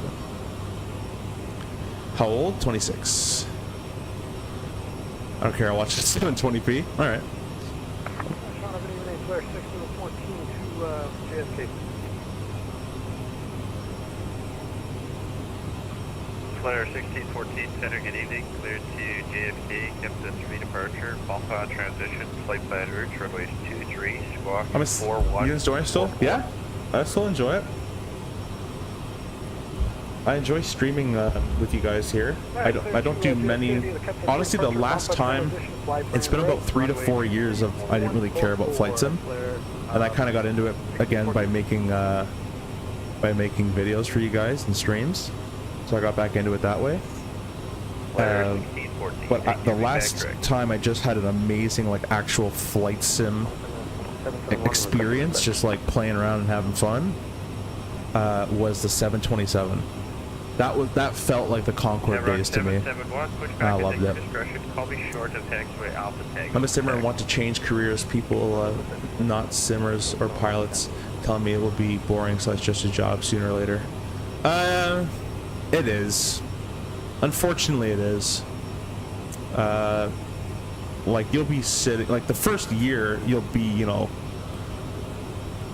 it was always a career goal for me and a life goal, and I don't want to change it, and I'm still happy with it. But there is nights and where you don't want to leave home, right? And you want to stay with your girlfriend, wife, kids, family, whatever it is, and you got to leave for 4 days, and then you come back, you're back for 1 or 2 days, and you got to leave for 4 days, and you want to stay home, you want to have some time to you know, go to IKEA, clean this, you know, do some stuff. But the time you spend at home is usually you just chilling and being tired and eating and, you know, try to see friends and do everything you couldn't do those 4 days. And by the time you do all that, you're already back on your 4-day trip. So at the very beginning, it's kind of like that. And again, I still enjoy it. I just wish the life balance was a bit better. But once you get older in your career, depending on airline and what plane and the market and all that, you can tend to bid for better stuff. So you know, that's how it kind of works. Don't get me wrong, it's awesome. I still love it. I love it once we're the takeoff and landings are always the fun part. Cruise is kind of whatever, unless there's some thunderstorms to dodge, and it gets a bit more entertaining and fun. I like when it's a new destination. And I hate all the ground stuff. All the ground, if you ask any pilot, all the ground stuff is where it's the most annoying. The delays, the gate agent not being there, the gate not being attached, the roomers not having cleaned, you know, you need lavatory service, catering didn't do the actual correct catering, you're just doing all this management of that kind of stuff. And that usually falls on the captain, but the FOs, you know, you should be helping as well. It's not a one-man show. There's 0.77, let's go ahead and click the button there. Climb 77. So, like, for example, we had like 2 ground stops last time in DC. Then when we got catered, we lost our tow. Like, we're ready to push, we lost our tow crew. Then this is actually Montreal. Then the tow crew came back. They brought the tug. They left again. So we're just getting delayed and delayed and delayed. You're just sitting there unpaid the entire day. By the way, you haven't been paid until that point. Right? So the engine start or the parking brakes off, or depending on, you know, what airline, your wheels up. So there's a lot of human stuff. You're not just playing a game. You're not doing it for fun. I'm doing this for fun. I'm chilling. I have no obligation. I have no responsibility. I'm just having fun with you guys. There's no rules. In real life, you gotta know your stuff. You gotta stay within the limits. You're having to work with someone else. You may not like them. Hopefully you do. Most times you do, but you may not like them. There's a lot more to it than just flying the plane. The flying the plane and ATC, that's all fifth nature by that point at an airline world. You're doing a lot more stuff, if that makes sense. So, if you wanted to become a pilot and you didn't do it, it's not the greatest job in the world. It is a really good one. I'd probably still be like an F1 driver or something over it, because you know, it's a lot more money. It's still a great job. I still want it, and I still enjoy it, but I wouldn't feel too bad. Don't beat yourself up over it, basically what I'm trying to say. You can enjoy your own career and hopefully do good in your own little businesses as well, and you'll get to stay home with your family a lot more if you like that. If you don't like that and you're single and you don't care, this is the job for you. You're gonna change, you know, this is perfect for you. But if you like to be home and, you know, watch movie with your families, or, you know, doing that kind of stuff, might get a little tough. And your partner or whoever that you are with has to also agree to all of you leaving every 4 days or 2 days, right? But there's upsides, right? You get good vacation time, great airline deals. As you move up, eventually better pay and all this kind of stuff. So there's pros and cons to every job, right? I am like 94% love. There's only like a 6% of stuff I really want to change, and I kind of hate. If that makes sense. Of course, Montreal, yeah. Miles, you were saying the captain not to use VNAV in this plane. You explain why again, please. So this airplane sound glitch. This airplane in real life got VNAV late in its life, and it got VNAV on the NG, the next gen version. And the coupled vertical navigation in real life is only very good at giving you more headaches, but only really good at doing descend vias.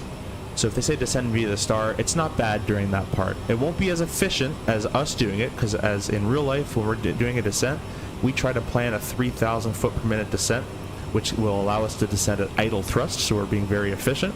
And then in that planning, we also plan to slow down to 250 knots. The VNAV doesn't do any of that. The VNAV, if you tell it you want 3,000 minute, it's going to shoot you down at 3,000 minute. It doesn't care about slowing down. You're going to be working the spoilers and doing all sorts of stuff, and it just becomes a hassle. But it's pretty good in those descent vias. It's okay at those. Where the VNAV shines in real life is the LPV approach. It's like a GPS ILS. 100%, that's awesome. Works very, very well. But for 95% of the descents you're going to do in real life, most guys will just use vertical speed. And if they ever give you a vector descent, like they said descend via, and now they said, oh, we're changing it to descend flight level 200, whatever, the VNAV is useless. Just go vertical speed. It's a much better tool. The VNAV was kind of an afterthought, and the VNAV doesn't care about that guy right there. This is all about you, so it doesn't really take in the count of the thrust position and all that kind of stuff. It's just going to say, you want me to pitch down? All right, I'll make that waypoint for you, and it's up to you to slow it down.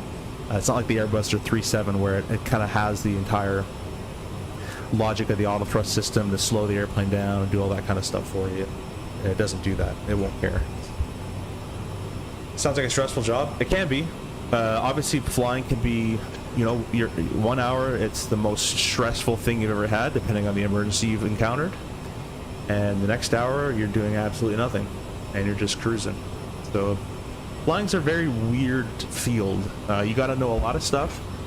You got to be, and I found this out after I became an instructor, really. But as an instructor, you got to be a semi-psychiatrist, because your students are going to go through a well of emotions that you got to kind of talk them through and help them through and work them through and know when to push them a little bit more and know when to kind of back off and all that kind of stuff. So you got to be a little bit of that, a little bit of firefighting, a little bit of electrician. What else is in there? A little bit of medical stuff, you know, in case you have passengers that you're not expected to necessarily help. I'm just saying it's good if you're kind of well versed in that field as well. There's a whole bunch of fields that come into aviation. This is a flying city right now, or a flying home. You got air conditioning, you got electrics, you got internet. So you can take care of a home, you can take care of an airplane pretty well. Not maintenance wise, but just managing it all. That makes sense in any way possible. You got to have your hand in a bunch of different just kind of fields and constantly be thinking of what's coming up next. 1804, clear takeoff runway 23. That was a weird freeze. Same route, same procedures. I was hyped during flight school in my CFI days, but now at airlines it just feels like another job. Same route, same. That's it. Yeah. That's it. I think still the most fun part of the more challenging weather days. The landings are always fun, at least to me. I usually hand fly it from 10 miles out. Or if it's a busy day and I don't want to overload the captain or something, I'll leave it on. Or if we're super tired, I'll leave it on. But Miles, hope that helps you with your question there. You just set 3,000 psi pretty much every time. See if double I, so I do understand what you're saying with the VIA and all that. Yeah, so basically what we would do, there's some factors we take into our descent. So factor number one is wind. So if we had a tailwind, we would minus 0.1 degrees. So if I go to this VNAV section, next page, our VPA, a 4-degree descent is what we're targeting. Let's say we had a 50 knot tailwind. So for every 10 knots is 0.1. So we would knock this down by 0.5 for 50.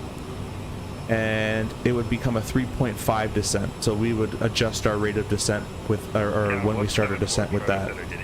The next thing we factor in our descent planning is any clouds with temperatures, icing suspected. If icing suspected and you're going to need the anti-ice system on, the wings and cowls will increase the N2 at idle thrust. So instead of being, for example, N2 of, I don't know, 60% or 70%, you throw the wings and cowls on, now you're at 75%. So now the engines are spooled up higher just to keep that anti-ice running, but that means you're also going to be much harder to slow down. So we factor all that in there. And then what we try to do is we go to this direct intercept page, and I don't have a waypoint here, but let's say that's at 10,000 and it's at 2,000 feet required down. So let's say it's a beautiful day, we got like a little bit of a headwind, there's no anti-icing, we can wait till this at 2,700, and then I would start down at 3,000 feet per minute. And I'd lead it by 300 feet so then I can slow down with idle thrust still later on when I reduce my rate of descent, because I've beaten it there. But if it was an icing condition day with all that, with the wind, the tailwind and all that, I'd probably start down when it says 22 or 2,500 feet per minute is when I'd start down at 3,000 feet per minute. It's a bit of a game we play. And it's kind of fun part about the CRJ is it's a bit of a video game in that sense of while whoever's pilot flying can play with themselves and see how close they got to the restrictions. Well, we don't know what that was, but see how close they got to banging the restrictions bang on. Without having to level off or anything just before it, if that makes sense. Data, hey, welcome back with you live. I was pausing a lot during startup. Yeah, no worries, my friend. Thanks for jumping back in. Damn, here are people saying Boeings are most complex. The 3.7 has a lot more overhead garbage on it. It's a lot more technical or manual in that sense. So there's no automated packs and all that. But this airplane flying is hands down. I mean, we've got no auto throttle, no auto land, no auto brakes. You're doing everything, all that stuff manually. Most of them don't have LPV. We do have HUDs, at least on ours. So you can do Cat 2 and Cat 3 Alpha approaches in them. But there's a lot to this. There's a lot to this airplane. I'm sure there's a lot to the 7.3 as well, just in different ways. Nothing is easy, but yeah, it's a bit of a challenging plane. It won't hold your hand, but you just gotta fly it, manhandle a little bit, make it do what you want to do. Might have missed a call, but I want to switch over to Unicom so I can get my yoke settings all fit before landing here. You know what I mean, fires. Center Jazz 8502. It's okay if we go to the dark side now. Sounds good to me. We good with. Awesome. Thank you very much, and thanks for the service, Jazz 8502. See you next time. Sounds good. See you later. All right, 22.8. Just so we got out of his airspace. 38 for 39. Escape settings. Let's see what happened to my TCA yoke here. It's been acting really strange on takeoff and stuff. I think there's the problem. It reset itself. Default. I say default to you. Let's save this somehow. Is there a save? Apply to airplanes. Set as default. Sure, do that. Yeah, that's what was wrong. That's why I was flying so weirdly.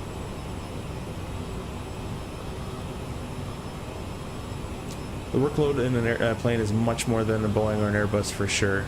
Yeah, flying wise, yeah. I would probably say if something were to fail, like if an engine out happened, engine out's probably around the same, but let's say if minor systems started to fail, I think a CRJ would be a little easier, and an Airbus in that case too, because the Airbus has an ECAM, the RJ has an ICAS, so it'll just say what's failed most likely.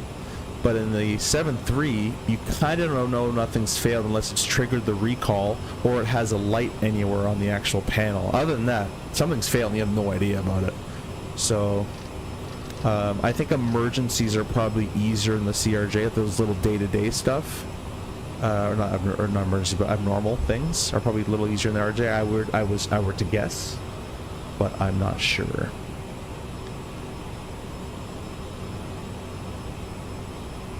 Yeah, compression stall will probably be the same. The only because you're still going to lose thrust. The only difference is the 3.7 might actually be worse because the 3.7 has wing-mounted engines, whereas the RJ has fuselage-mounted engines, and they're not exactly center-line thrust, but they're pretty close together.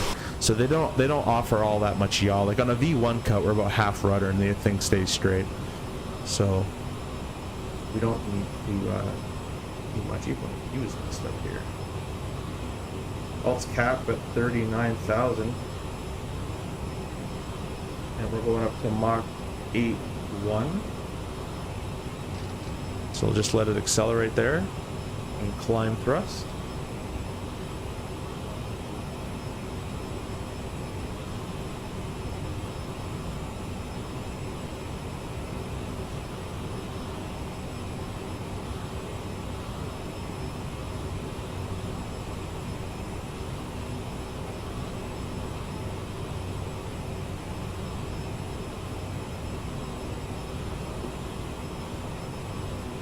take a look at that vertical stream. I keep forgetting to do that. I think I read all those. Really appreciate you guys all stopping in as well. Hey, Charlotte Flights, welcome. This plane was, Kevo says this plane was way better than people make it out to be. With those sounds, it's pretty boss. Yeah, I thought I had Boris sounds running, but I don't think I do right now.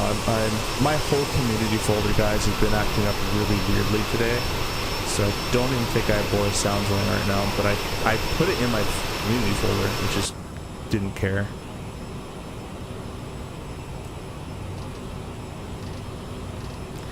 Since we're on nobody here, I'm just gonna say direct CYFC, and we're just gonna do this.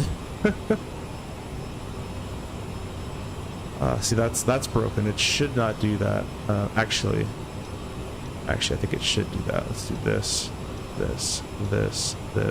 this. No, that should have deleted that. That should have deleted everything in here. But it doesn't, so we'll go direct. Yeah, that's not correct. What it just did right there. It should have made it look like this. But anyways. I don't think that used to happen though.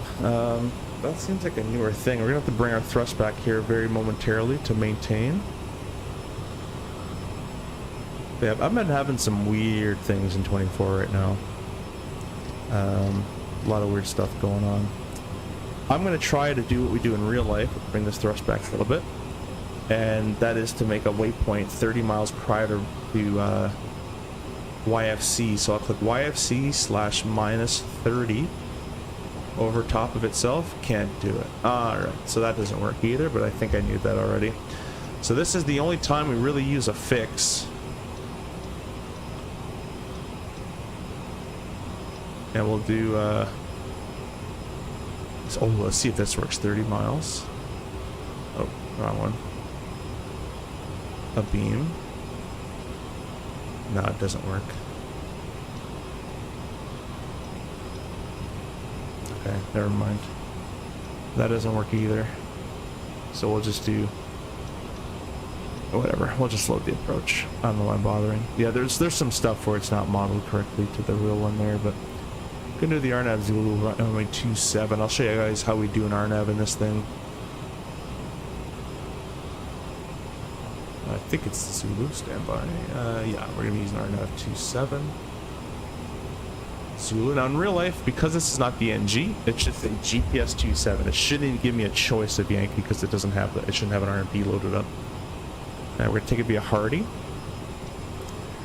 And I'm just going to execute this, guys, for right now, because then I'll brief it later on you. But we're just going to go direct Hardy for right now, since we have no one else on us.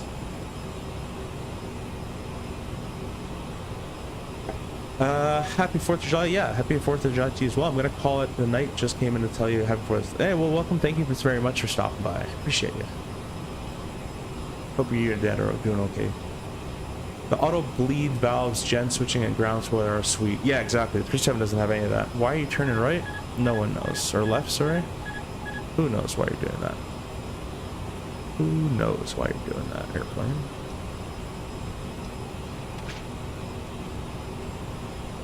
It just gave itself a massive, massive lead in for that.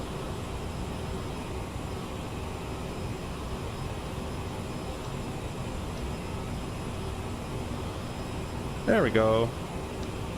Do that. I'll let it wiggle waggle. That's fine. Francisco, welcome. Can you explain how to read LFPs from SimBrief? I can. I do have a full video on that, as we're going to be getting close to our arrival airport soon for approach briefing stuff. But if you're on Discord or you want to watch my video, I do have one on there. If you watch the full CRJ tutorial that I've made, that one I go through the entire OFP over there, as I just don't have time right now. But if you catch my Discord, I can do it in person with you, or through Discord. So what were your autopilot issues? Was flying with Piper in 24, I heard, was autopilot disconnect. Yeah, I have no idea. It just would non-stop, like, just disconnecting. So I tried all the usual, the autopilot disconnect, all that stuff. Then I went to go unmap some buttons, and then the autopilot disconnect worked on the autopilot panel after, so I don't know. Couldn't tell you. Does it have auto throttle? No, you are the auto throttle, Mr. Imperator. I don't know if I said your name properly. No, the jet plane doesn't have auto throttle. This is all up to you. It's manual throttle, so you move it as you do. You get very used to it though. It does have FADEC, so it does have climb, toga, and max power detents. So in climb, you use climb. And then for a takeoff and takeoff max thrust, sorry, a full rated takeoff / a flex takeoff, you would use toga. And then if ground collision is imminent, you'd use max power. But other than that, you're doing everything by yourself. Makes it a bit more fun. Will do? No worries, my friend. Phantom mappings are a thing right now. Yeah. Yes, they are. So let's go ahead and set up this approach together, guys. We're doing the RNAV Zulu into runway 27. If you'd like to bring that chart up with you guys, for yourself as well through Navigraph, go ahead and do that. It's page 12-4. I'll bring it up on the stream here shortly as well. But if you want to bring it up for yourself, we can go through it together in a second.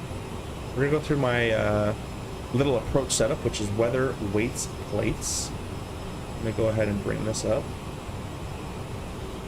Alright, so we'll get the weather. It's 290. You guys can see this, but it's 290 wind at 7 knots, very light. Now, oh, that's one thing I want to bring up. And I might anger some people with this. There'll be wind settings of 5, 10, 15 knots, and I'll hear a lot of people online going, oh, that's a nasty wind. Sorry to tell you this, but airline pilots, 15 knots is nothing. You see 35 to 40s, now you're talking about some nasty winds. But anyways, that's a pet peeve of mine. We're going to carry on. I know Microsoft winds are quote exaggerated. They're not. It's just wind. Fly the airplane properly. Now Malviz, fuel clouds 5,000, broken 10,000. 16 degrees Celsius, altimeter is 2993. So we can set up our 2993 and our standby here. Let's reconnect the Datsun as I was pressing settings there. So that's all good. What else we got to do? Weather, weights, plates. We got the weather using 27. We'll get our landing weight. Perf. And I think what's happening is I'm using an older version of the RJ because this was working in one stream and now this isn't working anymore. But we're at it should have auto fixed this, but I had to retype it in, so I think I'm using an older version right now than I should be. So I'll have to go check that later. You probably have reasons to wind turbulence? Yeah, of course. Of course we do. We're all live weather. Whatever happens, happens. But what I'm talking about is more that people blame the wind for their landing not to be good, or they blame the wind for their nose being deflected and stuff. And it's, you can blame all you want, but in real life, if you're a captain or a first officer, more the captain, you were responsible for that airplane. Anything that happens to it, that's because you let it happen to it. So you can blame the wind, but that's because you failed to control your aircraft with those wind conditions. It's kind of where I'm coming from, if you want to be realistic about it.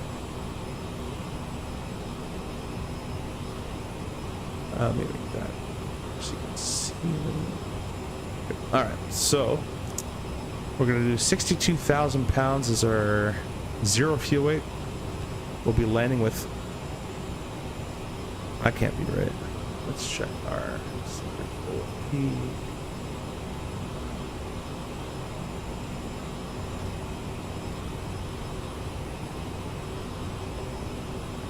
Predicted landing is gonna be 3,900 pounds, so we'll call it 4,000 for easy math. 62 plus 4 is 66. So we'll go over here, we'll go performance, takeoff and landing. Let's just make sure our speed's good. Let's break our throttle back just a tiny bit. Airport is going to be Charlie Yankee FC. We'll press OK. Runway 27, let's dry, refresh the METAR. And our landing weight's going to be 66,100. Reverser credit's not needed. There's no gust factor, so we don't need to add any speed. We'll calculate that. AB, calculate. We're using 3,100 feet out of 8,005 feet. Go down here to the HCP, the HUD control panel. We're going to go ahead. This is only for the HUD, so it doesn't really matter, and it's not modeled well in sim anyways, but the length of the runway is 8,005 feet.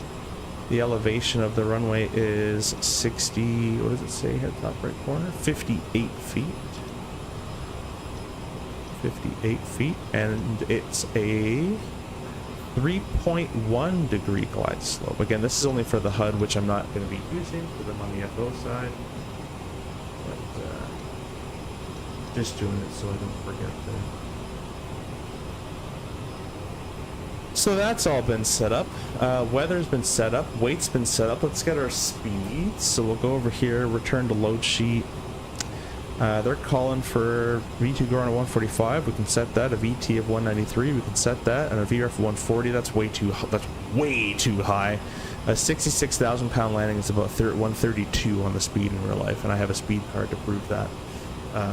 We'll see as we get lower if that number changes, and if it does, I have a theory, and I'll send it to Hans to fix that. It's probably taking density, altitude, and mix on that calculation there. So now that we have that done, we're going to go to the, there's no ILS to be inputted, we'll put the MDA. So if we see this chart here, this is, we'll talk about the RNAV. This is an RNAV approach. It requires GNSS, which is GPS, and it's an RNAV Zulu, runway 27. Here's a trivia question for you guys. Why is there a Zulu? What does the Z or the Z signify? Why is there a letter there? You can put it in the comments. Anyways, it's for Fredericton. It's page 12-4. So an RNAV Zulu approach, or an RNAV approach in this case that has GNSS listed there, which means it requires GPS, will have at the very bottom different categories of landing. This is the straight-in landing section.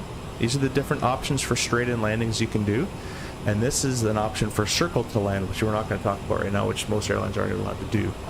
But anyways, for straight-in landing, you have a choice of LPV, which is localized performance vertical guidance, the CRJ 900 without the next generation version, the 900 NG. If you're not flying the NG, you can't do this because it requires a WAS GPS and a VNAV system, a coupled VNAV, so can't do that. LNAV, VNAV. Again, we're not in a 900 NG, which most airlines don't operate. A few do, though. We don't have VNAV, can't do that. What we're left with is the LNAV approach. We can do this. We have lateral navigation. We're in FMS 2 right now. And we have a GPS on board. Just no couple VNAV. So, what this means is the LNAV portion is just going to be following lefts and rights. So it's going to turn right, it's going to turn right, it's going to hold us on this course past Obu and past Myrob. That's all that's going to do. You leave it in LNAV, that's all it's going to do. You're going to fly over the airport at 5,000 whatever feet. It's our job as the pilots to use the vertical speed function, or technically you can use the speed mode, but I would not recommend that at all. We'd have to use the vertical speed mode to hit all these points. So, you know, we'll start at Tobu roughly at 2,500 is recommended. Doesn't mean you have to be there. And then 3.1 from Myrob, we'd start our descent to pass Myrob at 1,500. And during vertical speed, it's your job to verify that you're passing Myrob at 1,500 feet. The airplane's not going to do it for you. We're in vertical speed mode. So what we're going to do, there's two different ways you can do this. You can be at 2,500 feet and get all configured, gear down, flaps full. And then from 3.1 miles, we're going to start roughly 800 feet per minute down, hopefully to cross Myrob at 1,500. If we're not looking like we're going to cross at 15, I'm going to reduce the rate of descent and or increase the rate of descent to meet 1,500 feet at Myrob. After that, it's just down to the MDA, which we'll talk about in a second.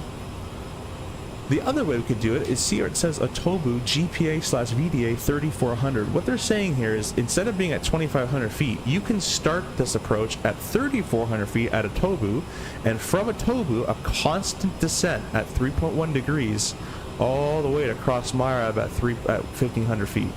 So you can start, there's two ways. You can start at 2,500, 3.1 descent, or you can start at 3,400 at Atobu, start your descent, and keep it all the way constant.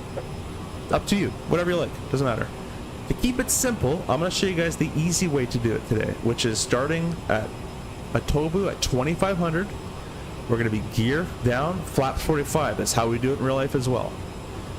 Or that's a version that we do in real life as well. Then we're going to see 3.1 to Myrob. We're going to click vertical speed. And if you come down here, they give you a little table. So for a 3.0 descent path, or 3.1, sorry, in this case, our ground speed is roughly going to be 140 knots. You're going to need 770 feet per minute. We'll call it 800 feet per minute. So we're going to be gear down, flat 45, 2,500 feet. A lot of power holding us here. And then at 3.1 for MyRob, or 3 miles, close enough, we're going to click vertical speed, negative 800 a minute, to cross MyRob at 1,500 feet. Then we're going to come down, and the lowest we can get here is the MDA, the minimum descent altitude. So in that case, for us today on the LNAV minimum, remember we can't do that, we can't do this, we can only do this, because we have no coupled VNAV. It's still an RNAV approach, guys, it's just not a, it just had no vertical guidance, no glide path at all that it can follow for us, but we're going to be the glide path, we're going to do it. So once we're at 400, so most operators on these non-precision LNAV only approaches will add 50 feet. So my company does this as well. So our MDA is actually to be 450, and that's just added fudge factor. Okay, so we're gonna, after MyRob, we're gonna keep a nice constant descent. The lowest we can go before we see the runway is 450 feet. So let's say we get to 450 feet, you're like, well, when do I go missed approach? Or when do I go missed? You know, if I just still can't see it, when do I go missed?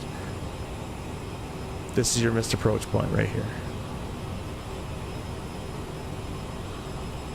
So you can gonna keep the MDA. So we're gonna go lower, the weather's fine, so we should see the runway all the way from Otobu, to be honest with you guys. But that's what we're gonna do. Flat 45, gear down, 3.1 from MyRob. We're going to select vertical speed. We're also going to bug our altitude differently.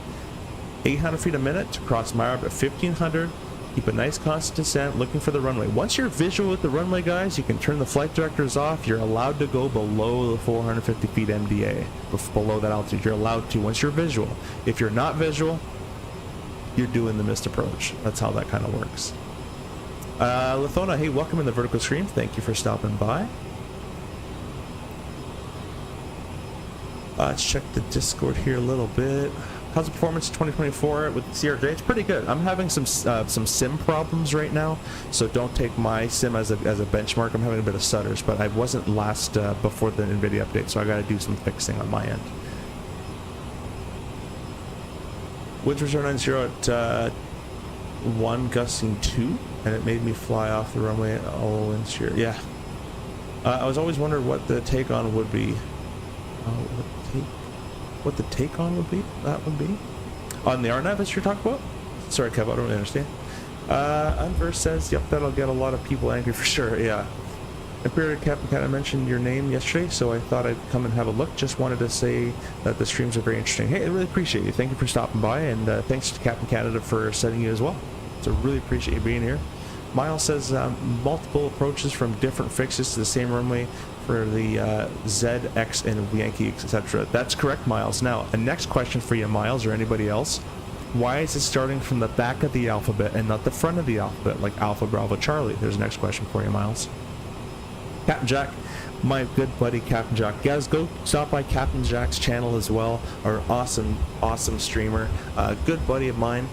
And hopefully we'll get to meet in person either at EXPO, or maybe I'll fly out to his city as well.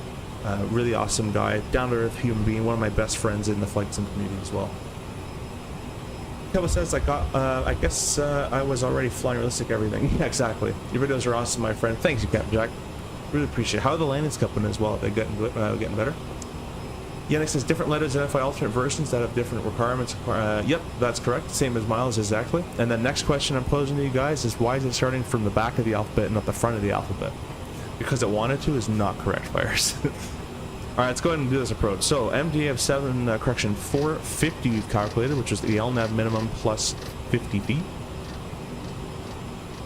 Is all set up in there. Let me do a drink of water and get rid of this chart really quickly. Up to 6,225 subscribers, guys. We've gained over, I think, like 30 subscribers in this live. That's pretty awesome. Guys, also go check out my Contrail coupon code down below to save 10% on any Contrail product you want to buy. And also, if you want to pick up the Product Sim CRJ or any other Product Sim products, I have a coupon code to them as well. I'm going to get a drink of water. We'll be back to plan its arrival, and we should actually start descending shortly for it. We got 1,000 feet per minute. Let's see if that's actually correct. That sometimes lies to you in the sim only. In real life, it's really good.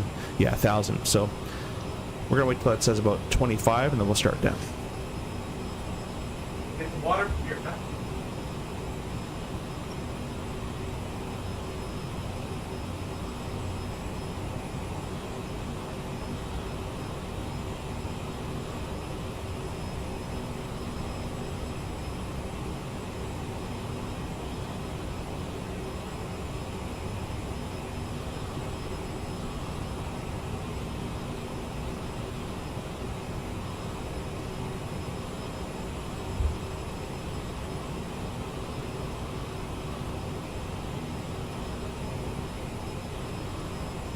Alright, I am back.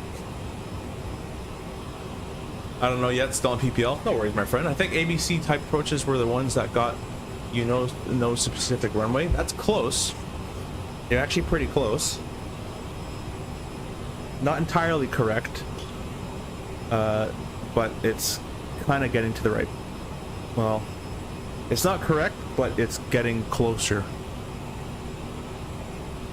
Right back at you, my friend. Congrats on the sub too. Let's talk soon, mate. Yeah, for sure. If you're still up at the end of this flight, I'll be chatting if you'd like to chat. So we're 450 for the MDA. Let's go ahead and set 450. It's because pilots could get confused with different A, B, C, D aircraft speed. Nope. The answer is all precision, and I know before I finish this, I'll talk about this in a second, but all precision approaches,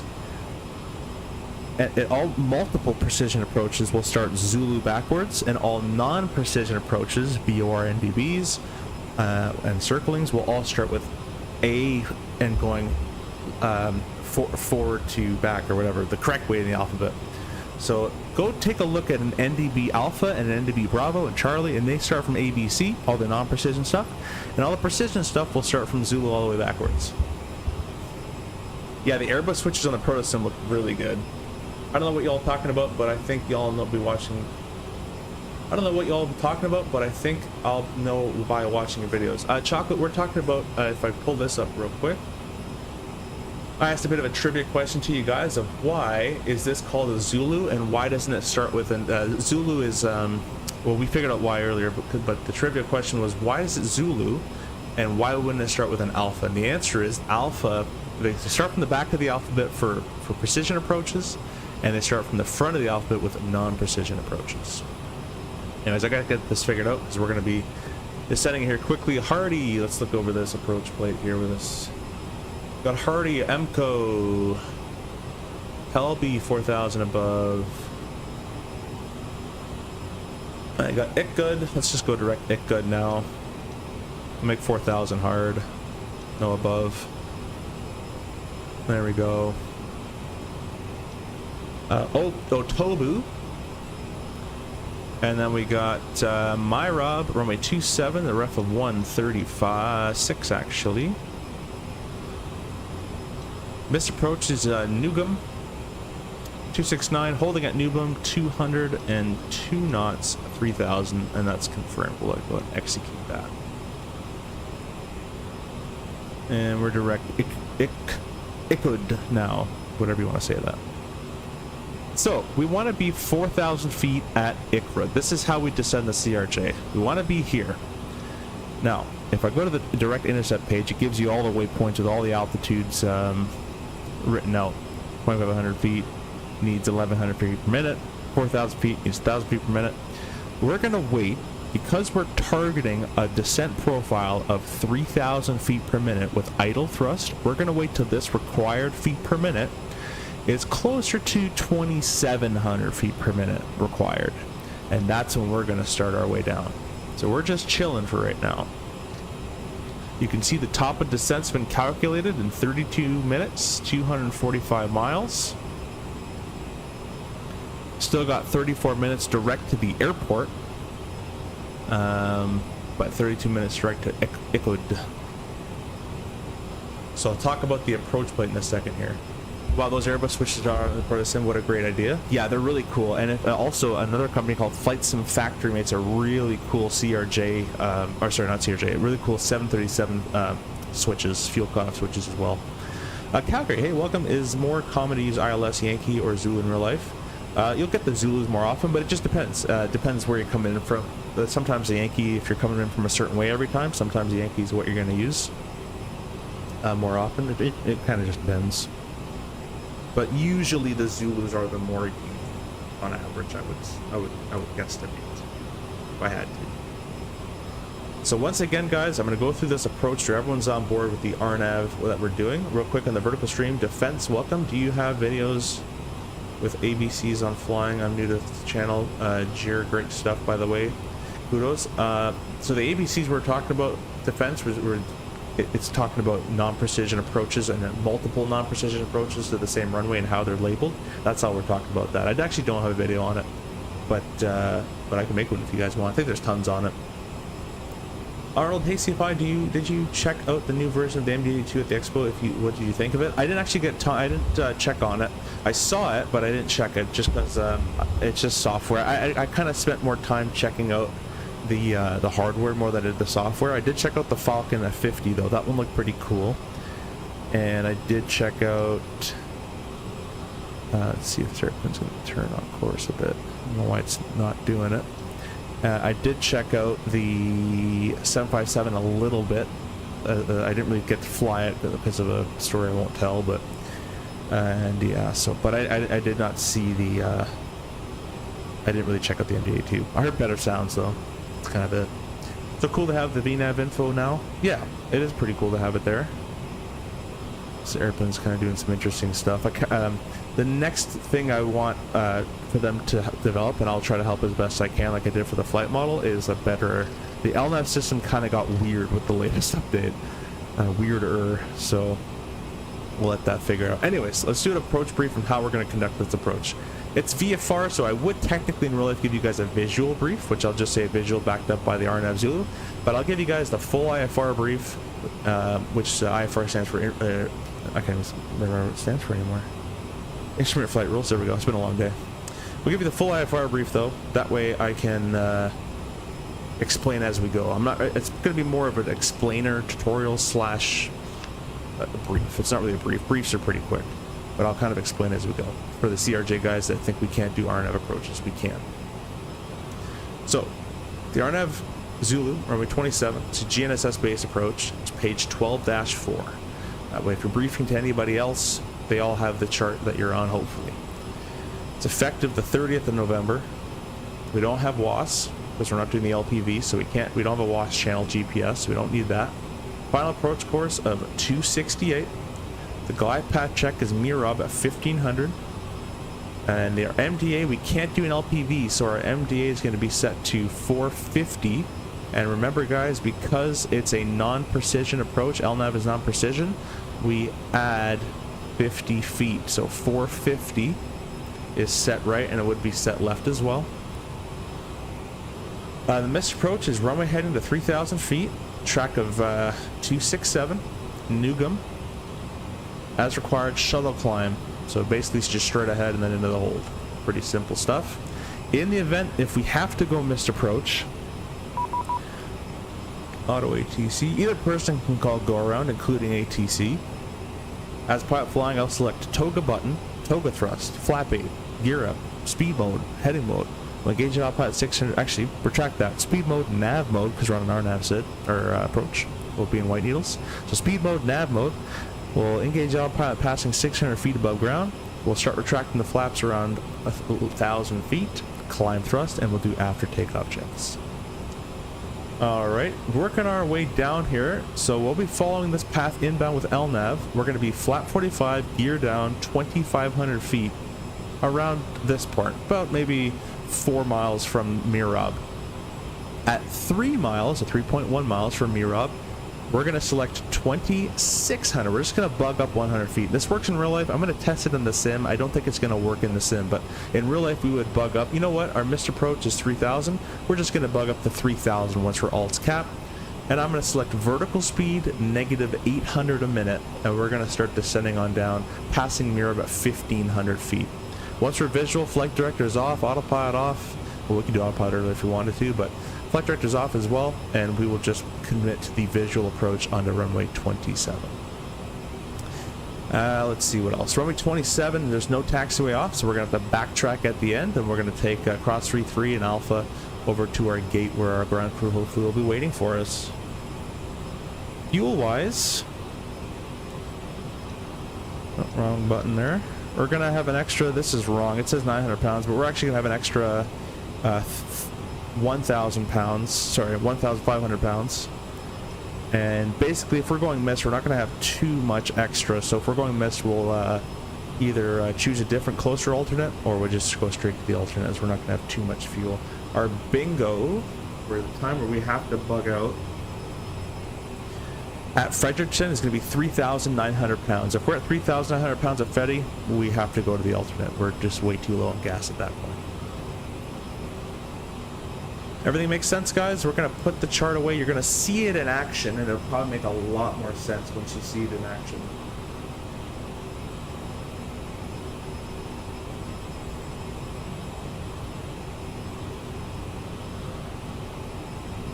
Got some airplanes flying along with us here.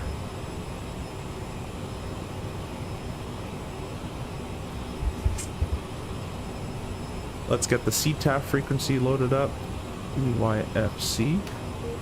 Oh, I did that wrong. CTAF CYFC 1900.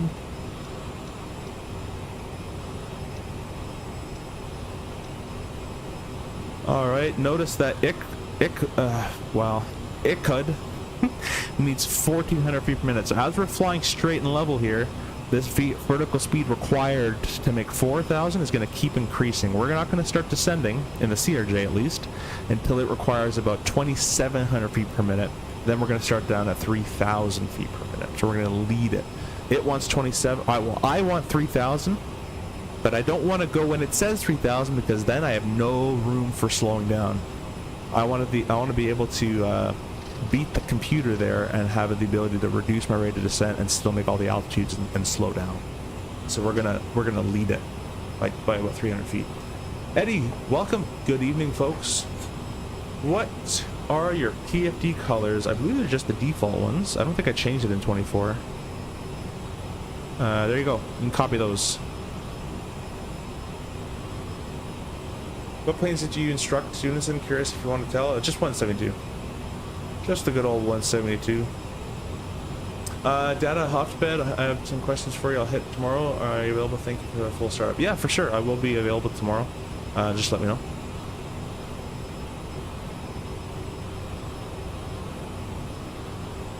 Bro, those 777 setups, forget buying more planes. Yeah, they're sweet, aren't they? They look really cool.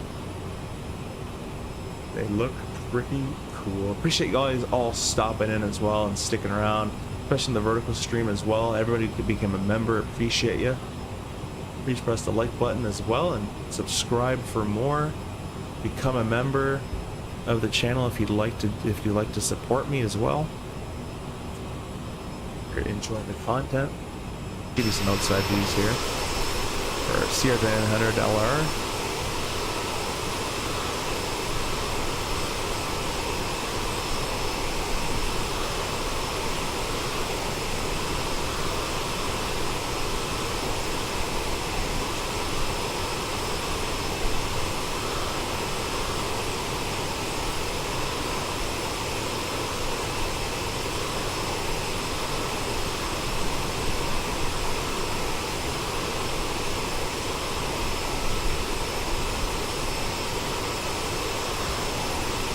Is it necessary for a pilot to know the waypoints, or will it be given in a sheet?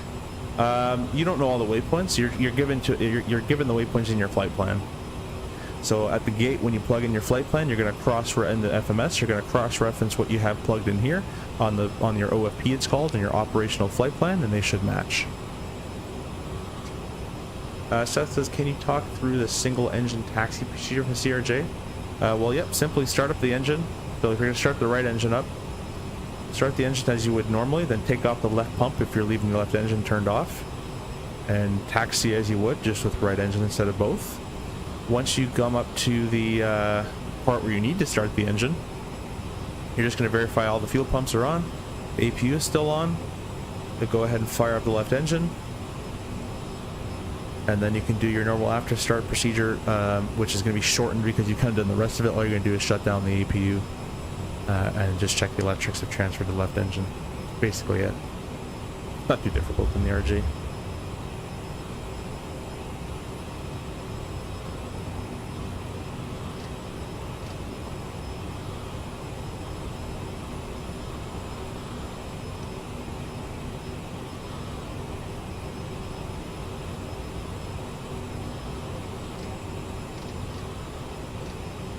So notice that ICA has 210 at 4,000 as well.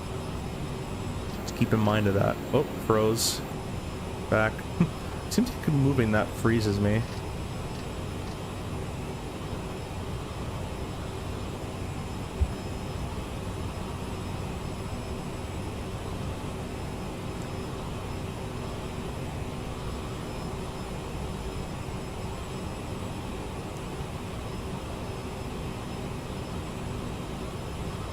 Mustafa, welcome. Thank you for jumping in, my friend. Hope you're doing well. Dog Demon said hi. Welcome as well. Lenny Heathrow to Dubai Emirates 38. No, I'm not doing that. I'm not a long hauler. This is not the channel for that. I cannot be bothered.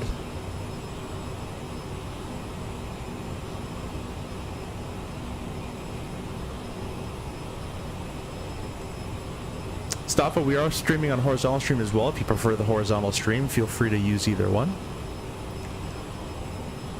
Engine warm-up time is how long? There's no warm-up time. You just start the engine. So you start, it's just like your normal start procedure. You press and hold the starter. You start your clock. Your starter can be on for 90 seconds only. Make sure you have an NT of 20% with an IT below 120. Add your fuel. The engine starts up. You're good to go. That's it there, South. It's pretty simple actually for the RJ. Isn't that, is the warm-up time like to start the engine? Like starting the engine takes about maybe the whole procedure, but a minute. With the before start, starting it, and after start, maybe a minute and a half maximum. If that's the question you're asking. Isn't that a strong throttle to get the second motor going? Like you can't do that at the gate, or you can. Isn't that a strong throttle to get the second? I don't really know what you mean by that. If you mean a cross bleed start with no APU, then yes, your other engine has to be brought up to at least 42 psi, so it has to be brought up in thrust. But if you have an APU on and you're doing an APU start while taxiing, your other throttle can be idle because the APU is supplying power, the air for that. Here we're looking at 1,800 feet per minute. We still need about another 600 to go, and then we're going to start our way down. Let's go ahead and bug 4,000 feet in our altitude selector.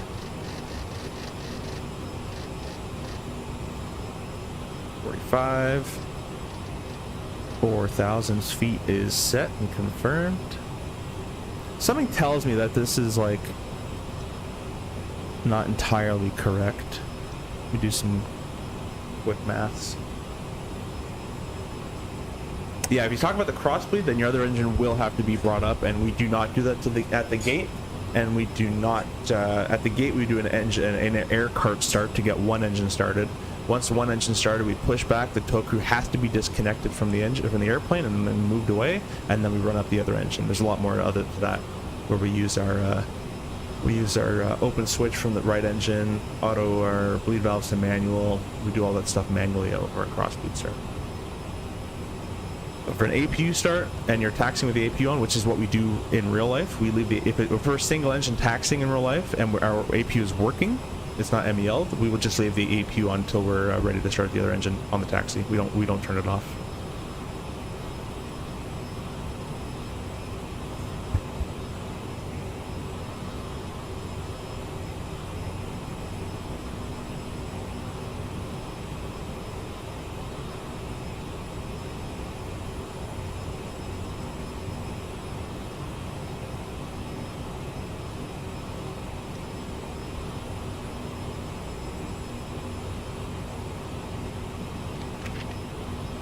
This is where, guys, we can beat a lot of people who use VNAVs and all that stuff, because you use the regular VNAV system and all that, they're going to slow you down so far away.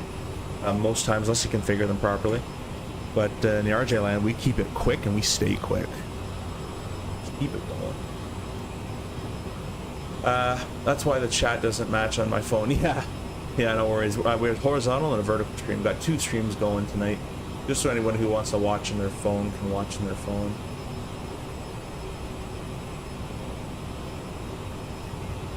I think I had the flight recorder up here somewhere. I thought I did.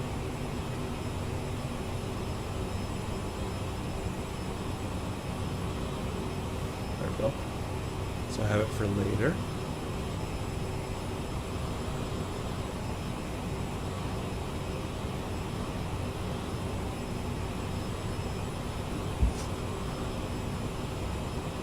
Am I synced up now? Perfect, perfect. Basically, we're going to start a descent in about 4 minutes here. It wants 2,200. Remember, guys, for the CRJ, we want 3,000, or ideally, we want 3,000 feet per minute, and that will allow us to do an idle thrust descent at around 290 knots, and is the most fuel efficient that we can possibly be. So I'm just driving towards this airport, staying nice and high, and then once this requires, that's actually targeting the wrong one. Once this one requires, we're going to ICLO at first. Once this requires about 2,700 feet per minute, I'm going to go down at 3,000 feet per minute. So I'm getting ahead of the game.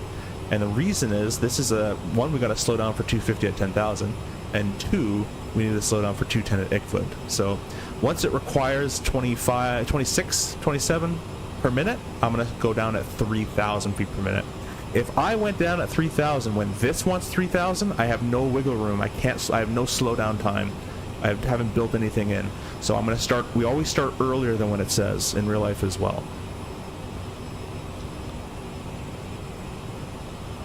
So you'll pass through the top descent or start your descent there. It looks like it keeps moving, to be honest. So probably start it there, but it's kind of been saying 0 and 5 miles for the last, 5 minutes or so. It's kind of bugged in the sim, to be honest. In the sim, I wouldn't even pay attention to that stuff.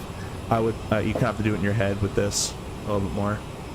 The next waypoint wants 26 for that, 28 for that, so, and we're gonna probably start down pretty much soon here. Good tip. Yeah, thanks, man. J Foot, yeah, hello, nice work with the flight model. The CRJ flies so much nicer now. I hope you appreciate it. I hope you like it. It was a lot of midnight and 3 AM testing for me, but I hope you're enjoying it. That's what it's all about. 26 per minute required. Let's go vertical speed. I forgot my autopilot panel doesn't work right now. 3,000 feet per minute, and we're just going to nicely reduce the idle thrust. It's a little aggressive in the sim for how fast it does that. In real life, it only does 3,000 or 3 degrees per second. But anyways, that's what we get. And notice now in the new version, idle thrust barely decelerates you anymore. Before, you were just slowing down. Now it barely decelerates you.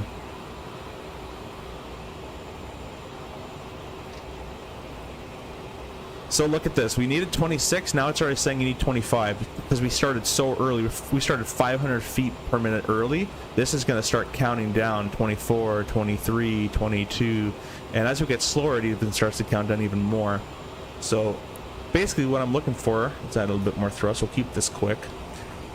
What I'm looking for is that there's 2 speed things we got to worry about. We got to worry about 10,000 feet. We got to slow for 250, and we got to worry about ITCUD at 210. Having a hard time saying that waypoint name. So the first one is 10,000 feet, 250. The way we do that, because I've given myself so much wiggle room with that descent, I've started really early. At 2,000 feet prior to my slow altitude, which is in this case 10,000 feet is where I want to be slowed 250 by. 2,000 feet away from that is 12,000. I'm going to select a vertical speed of 1,200 a minute, and I'll leave my thrust at idle. So a little rule of thumb is 12 at 12 in the RJ. 12,000 feet, 1,200 a minute, and that will give you 250 knots at 10,000 pretty much every time with idle thrust. No spoilers required. And then because we started so early, 210 should be no problem to get. Again, guys, in the CRJ 900, at 230 knots, you can get flap 1 and flap 8 out. At 220 knots, if you really needed it, you can get flap 20 and gear down at 220 knots. So this thing has no problem slowing down once you start getting those. Once we're below 230, it's easy to slow down. That's kind of how we descend plan this thing. There's no anti-icing. Actually, there might be a little icing in there, so that's why I started a bit early. You can see some clouds, and we're already at it's minus 18 with 46, and no icing can happen just yet. But once we get a little lower, it's going to warm up, so the possibility of icing gets improved there. I'm going to target 7.7 in descent here. Although we're going to transition into Mach to IAS 290 is what I want through 31.6. It just say, let's see here, perfect, 290 is what I wanted. Awesome. I'll just leave it idle thrust. Yeah, so it still decelerates a little bit too much still, but it's a lot better than before. Before this speed trend was like that big. So we'll let it just go at idle thrust. We'll just see what happens. We'll kind of play it.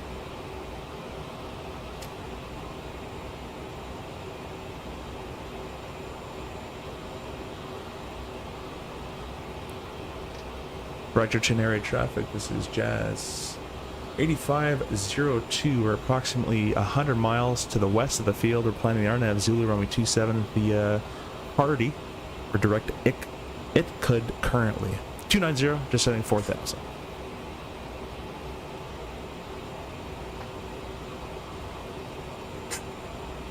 A little bit more water required. This is how we stay nice and fast. This airplane's a rocket ship. You gotta fly it like a rocket ship.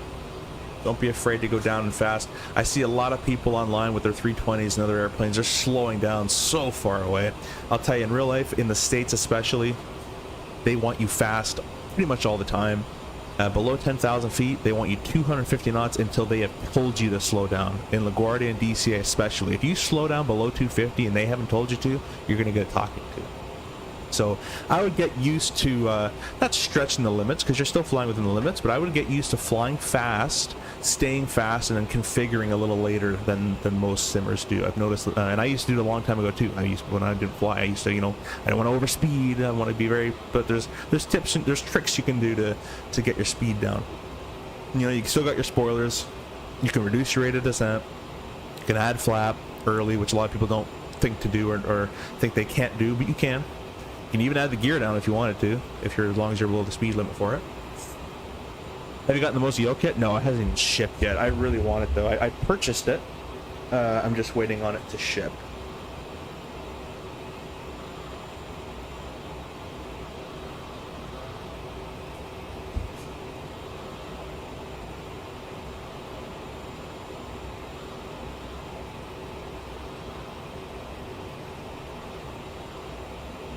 Now you can see idle thrust is doing a pretty good. We've been idle this whole time. Saving fuel. Look, we're at 5,000 pounds of gas. Let's check back with this once we're at 4,000 feet. Let's see how much gas we burn. We're doing 1,000 pounds total per hour. 500 this engine, 500 this engine. So in an hour at this current rate, we'll have 4,000 pounds of gas. But we're not going to even be doing this for an hour. My prediction is at 4,000 feet, we'll be around 46. Kind of roughly where I think it's going to be. So, clouds coming up. It's below plus 10 on the TAT. It's below or above technically minus 40 on the SAT. So this is icing conditions.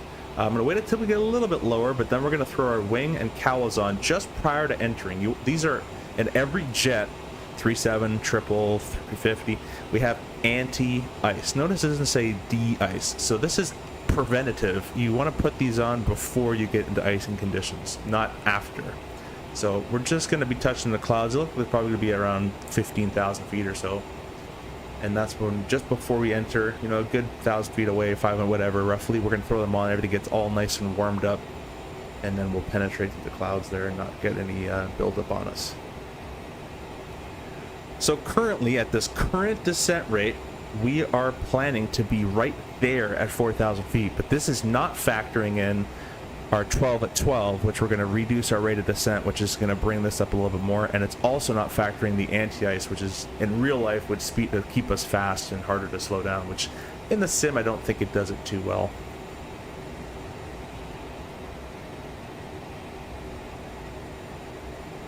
All right, why don't we go ahead and go warm up those wings and cowls.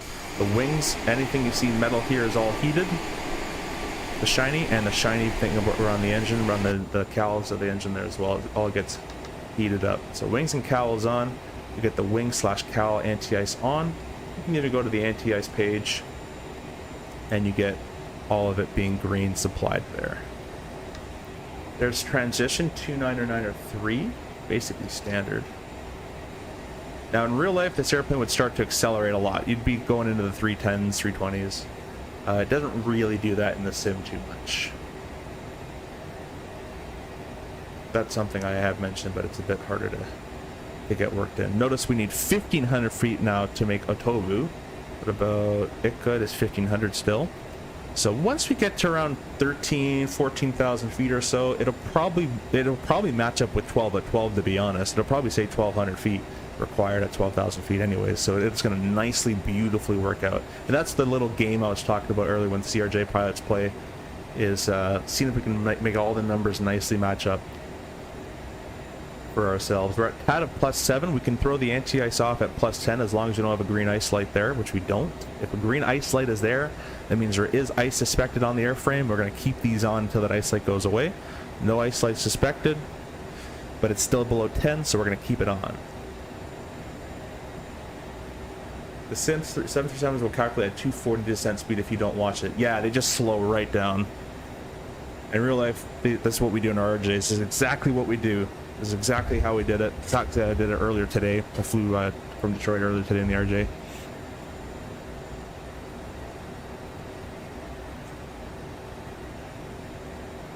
Now, technically, because we're not under radar vectors and I wasn't giving this descent, I would technically have to go to the 100-mile safe altitude, which I can show you guys where it is right here.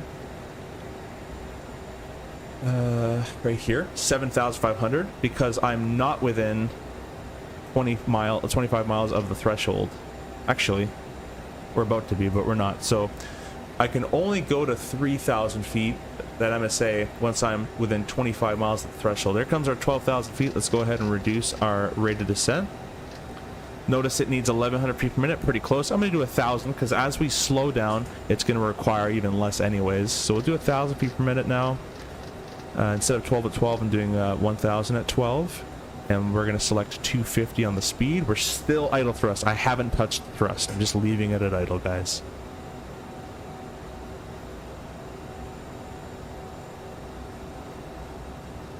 Just for my brain, I want to see where we're going to be at 7,500. Okay, cool. So we're going to be... We would actually meet the limitation, or the restriction anyways, but... In the sim, guys, I'm going to go right down to 4, which, again, real world, I would bug the 7,500 first, and then once we're inside 25 miles of the MSA, which is right here, then I would go down to 4,000 or whatever is lower.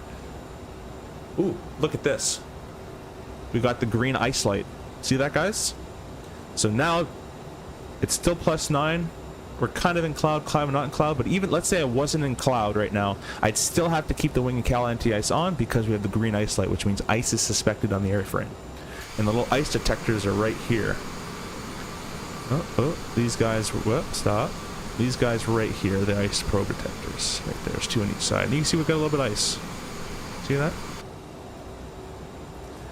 Look at that, 10,200, 250 knots is coming in beautifully. And now you can just match your rate of descent. Let's see, EXPO needs 900 feet per minute. Let's just give it 900 a minute. There's 100 less, whatever. That works out. A little bit of thrust to maintain 250. Actually, let's not do that. The reason I'm not going to match this up is because we need to keep slowing down to 210. So I'm actually going to do a vertical speed of 1,200 a minute. Leave it at idle thrust, or if we can, we might have a little bit of thrust in there. And I'm going to allow, I'm descending steeper than it wants. 300 feet steeper than it wants, and that way I can slow for 210 after a bit easier. Still +9, so we have to keep our wing and anti-ice on. This is all the calculations that goes into this. EU Air Korea, hello, welcome, hello CFI, it was nice to meet you at the expo. I wasn't there at the moment. Kim told me you were there. Yes, I met Kim. Awesome, I loved everything I saw. I actually would be using the FMS right now, but I had a sim problem at the very beginning of the sim, and I don't think it liked it, so I had to turn the FMS off for this stream, but the next stream I'm gonna have to do a lot of resetting for my sim, and my community folder is all screwed up now too, I think, from whatever I did. But the next stream that I do in the RJ is definitely gonna have the PU Air Korea. The last 2 streams I did with the RJ did have the PU Air Korea FMS, and I still love it. I think it's the best keyboard too, in my opinion, personally. Anyways, for above +10, we have no green ice light. Let's go ahead and throw off our wings and cowls, as we don't need that anymore. I really appreciate you joining PU Air Korea, by the way. If you guys don't know who PU Air Korea are, they are a hardware company. They make FMSs. They make the hot swappable FMS, which is really cool. You can have a CDU that has a faceplate of an Airbus 777, 67, 320. I already said Airbus.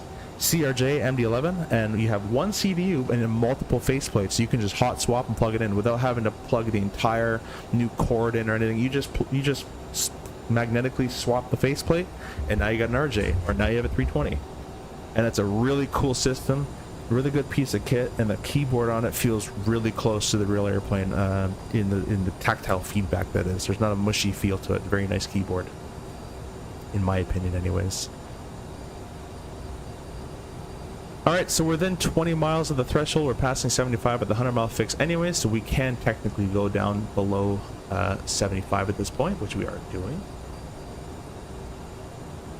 Bro, my CRJ EFB is not turning on. That's not weird. Just click it and it should turn on for you. I'm texting right now. At night seems I need landing nose light on to really see that. Is that normal? Yes, the landing lights in the RJ are very bad. And the tax lights included. They're not that great. I installed Navigata, but it won't turn on. I'm not sure about that, my friend. You might want to just completely uninstall the airplane, delete all the files, and reinstall it with just a brand new update. I thank you. If you have a problem with the plane, please let us know what plane you tried. We'll fix it. It was actually the very beginning of this stream.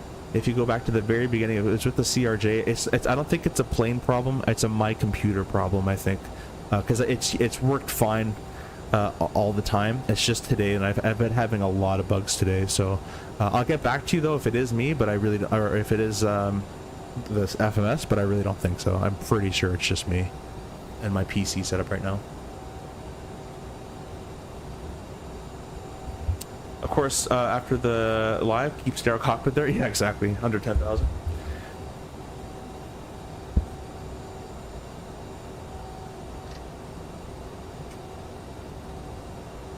Alright guys, we're gonna bug 210 on the speed.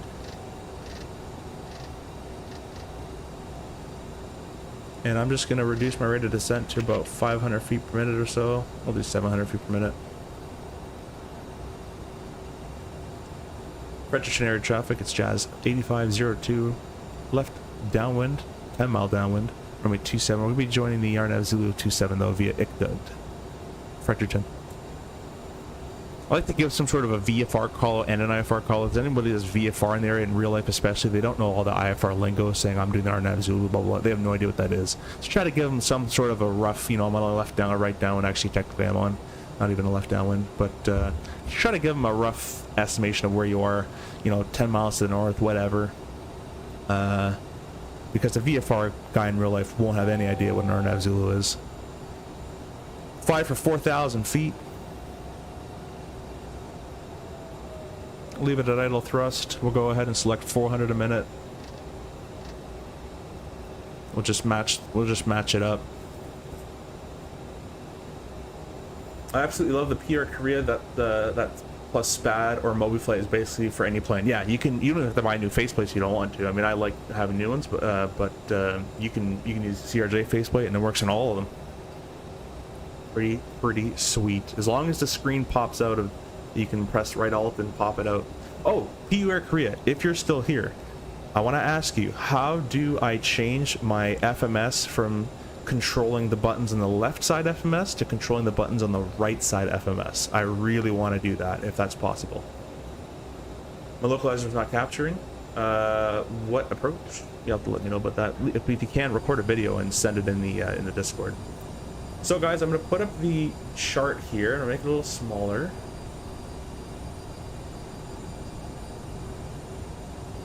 Okay, we're right here.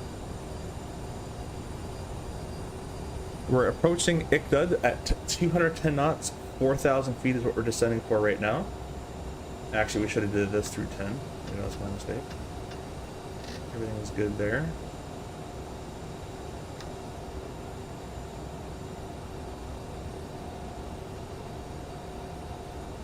Well, the walk, what if one of your anti-ice doesn't work? I've had that many times. Basically, it's leave icing conditions as soon as possible. Basically it. Either descend below it or climb above it.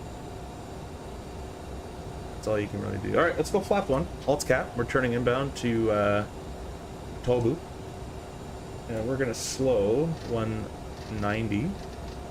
Actually, I'm going to go flap 8. We'll slow 180. Fredericton area traffic, Jazz 5, correction 8502, turning direct at Tobu. That's going to be a 10-mile final. RNF Zulu, runway 27. Fredericton. Fredericton traffic, Jazz 626 is 8,000, overhead to Pelby. Alright, that did a pretty bad job of intercepting that, but we'll see how that goes. Let's continue on down at 2,500 feet. Again, guys, I'm giving you kind of the easier way to do all this. We're going to go gear down. Get our landing checks. Again, we're doing this as we do in real life. This is how we do these RNF approaches. I kind of briefed the two methods. This is the easier of the two, where you get right down to the recommended 2,500. Get all configured flap, 20 now. Get all configured flap gears out and all that kind of stuff. And that's all you got to do after is descent. So it makes your life a lot easier. We'll go to slow 160.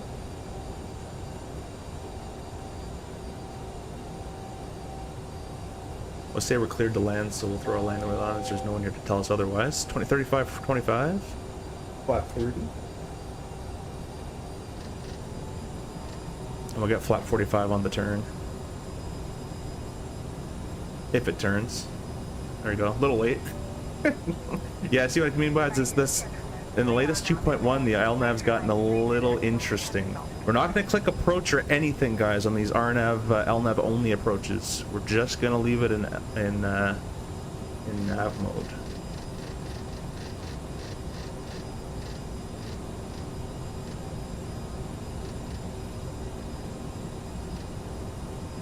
All right, we're going to add a little bit of thrust. Alt's capping at 25.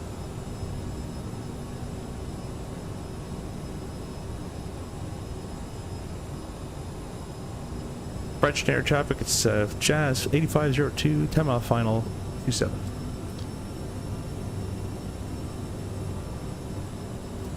Alright, let's go flap 45, a ref of 136.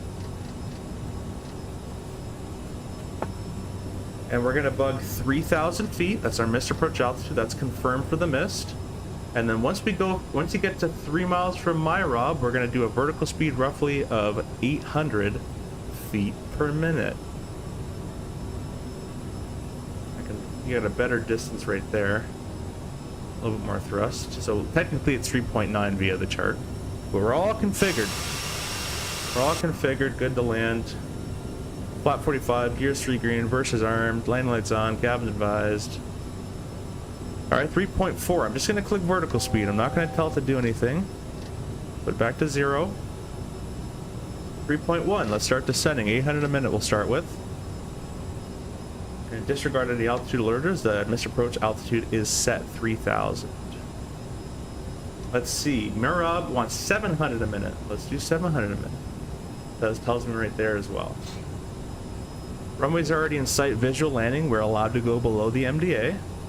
You even get a white snowflake saying we're a tiny bit high. That's okay. We're actually pretty good. And we're just going to pass Myra about 1,500 feet. If we were not visual with the runway, we'd have to cross 1,500 or above. Because we're visual, we can technically cross lower now. But we'll still stick like we're doing it properly here. We're doing an IFR wise. For runway 27, we'll give you the aircraft ahead enough time. All right, let's start our flight recorder. And French traffic, Jazz 8502, 5-mile final 27, ready. Don't know why it's only doing 600 feet per minute when I requested 7. We'll do 900 a little bit more to catch up. Reduce our thrust of that a little bit, and we'll go back to 800. So there's my rod crossing at 16, a little high, 1620, but that's okay. It's 15 and above. Just don't cross below it. That's the only thing. All right, we're visual at the runway. I'll lock my rudder pedals, or I'll lock my wheel here. Here we go. We're gonna go get my view all set up here. Autopilot disengaged. And we can cancel our flight directors.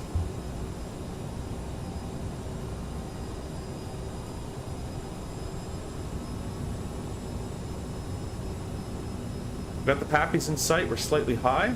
We'll adjust for that. There is a bug going on currently, guys, where the sync rate is a little trigger happy. It kind of says sync rate at like 1100. Okay, I don't know why that happened there. Sorry about that. Let's get back and reconfigure here. Anyways, okay, I'm having a bug with my yoke right now where I pull back and it's activating some control. That's going to be interesting. Let me... Oh, this is not going to be good. Let me unplug my yoke and replug my yoke.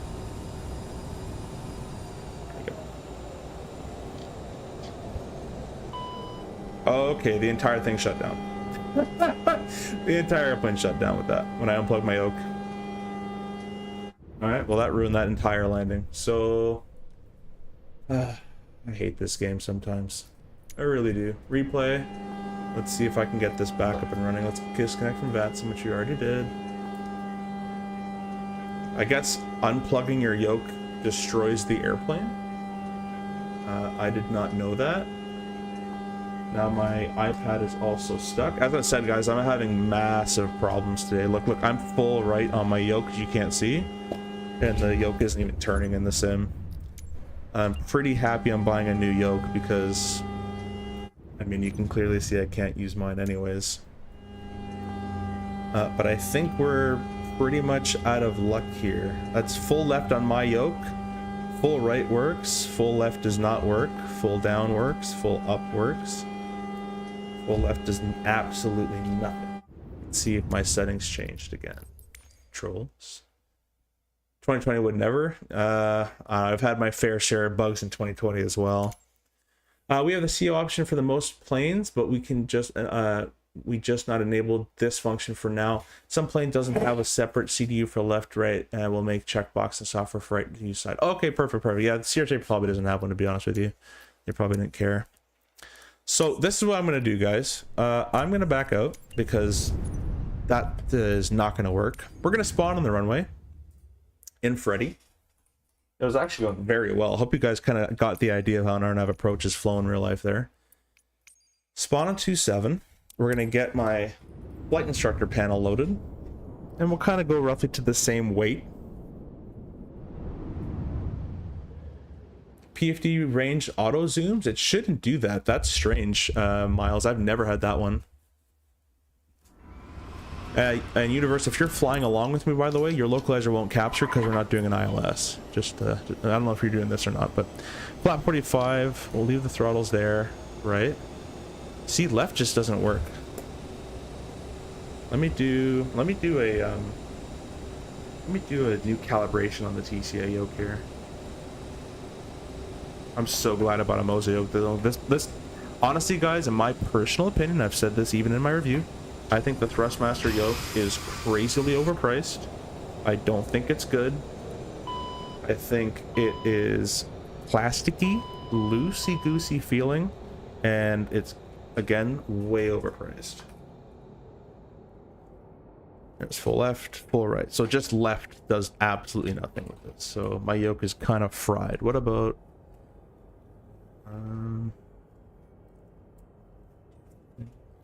let's just do a college old, just hit it. Then maybe do a walk around. That actually almost worked. Just age-old hitting it almost worked. Yeah, and as I said, guys, on takeoff, this yoke has been like kind of broken the entire time. You can see it glitching out. Up and down works just kind of fine. It's the roll. That's full left for me.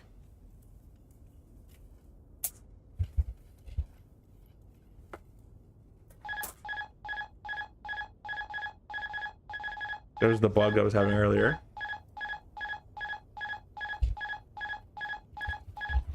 Oh, now I've actually like seriously broken the yoke. Now it actually doesn't work at all. I think I overturned. I think I 172 overturned it like that video. Say that again. Sorry, Universe. If you're flying with us, we were doing an RNAV Zulu approach, and RNAV approach has no localizer. It is based off GPS. So it won't capture anything. CYFC. Well, guys, I guess the next stream is going to be an Airbus because my yoke is basically physically broken now, and I'll show a video on that shortly. So anybody wanted the Airbus stream, the good thing is FS Labs gave us their A321neo to check out. So I will install that, and the next stream will be in that airplane, as my yoke is left to right just doesn't work anymore.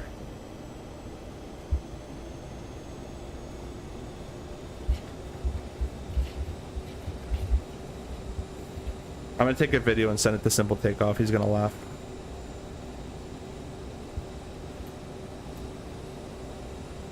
Aaron, if you're in the chat, take a look at your WhatsApp.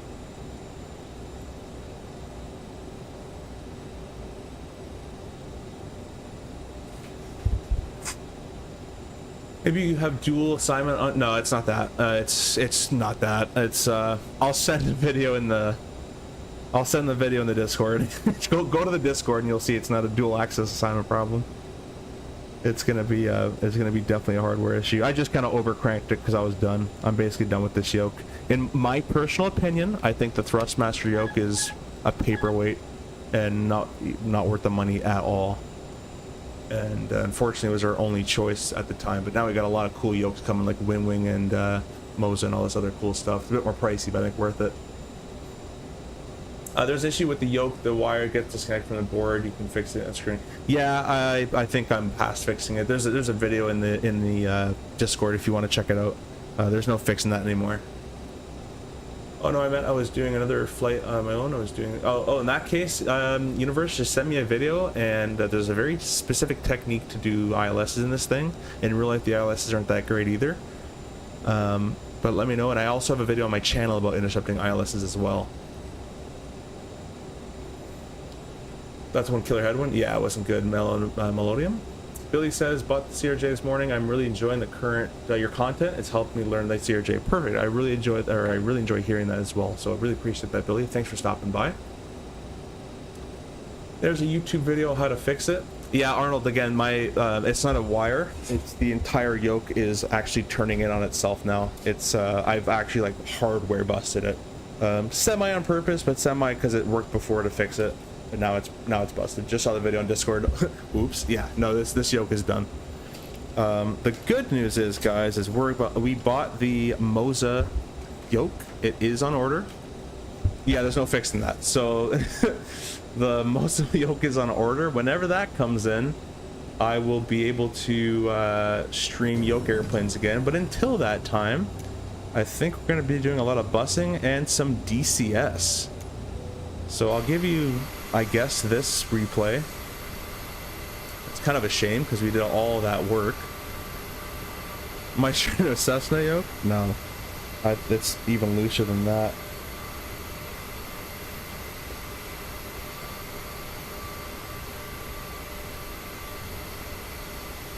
Yeah, the pitch still works. It's just the ailerons don't work.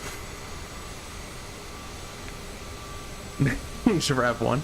Thanks for the stream. Getting back from the CRJ now. I will be rewatching some curls. Appreciate the help. Yeah, if I can make a suggestion to any of you guys who want to learn CRJ, I have the masterclass, all the playlists there with all the videos. But more importantly, watch the do's and don'ts video and the full tutorial video, and those should pretty much cover you for everything. I have a bunch of videos on what white needles are, what green needles are, when to use it, how to capture an ILS properly, how to do a crosswind landing properly. There's my yoke glitching out. So unfortunately, we're gonna have to end the stream on this. But I appreciate you guys all jumping in. Tomorrow we're gonna have the Airbus ready to go, hopefully, if I am able to stream tomorrow. I didn't record the landing, my bad. Well, I'll take a no problem, my friend. Has it always turned 360 degrees? No, it hasn't. I just overdid it. Is the custom YFC scenery? It's just a free scenery I found online. Anyways, we're gonna end it there. Appreciate everybody jumping on the vertical and horizontal stream. PU Air Korea, thank you for stopping by as well. And we will see you guys on the next stream. 6,235 subscribers. We gained 40 subscribers today. That's pure awesomeness. So we'll see you guys all tomorrow, maybe. Probably. And yeah, keep an eye out. Later.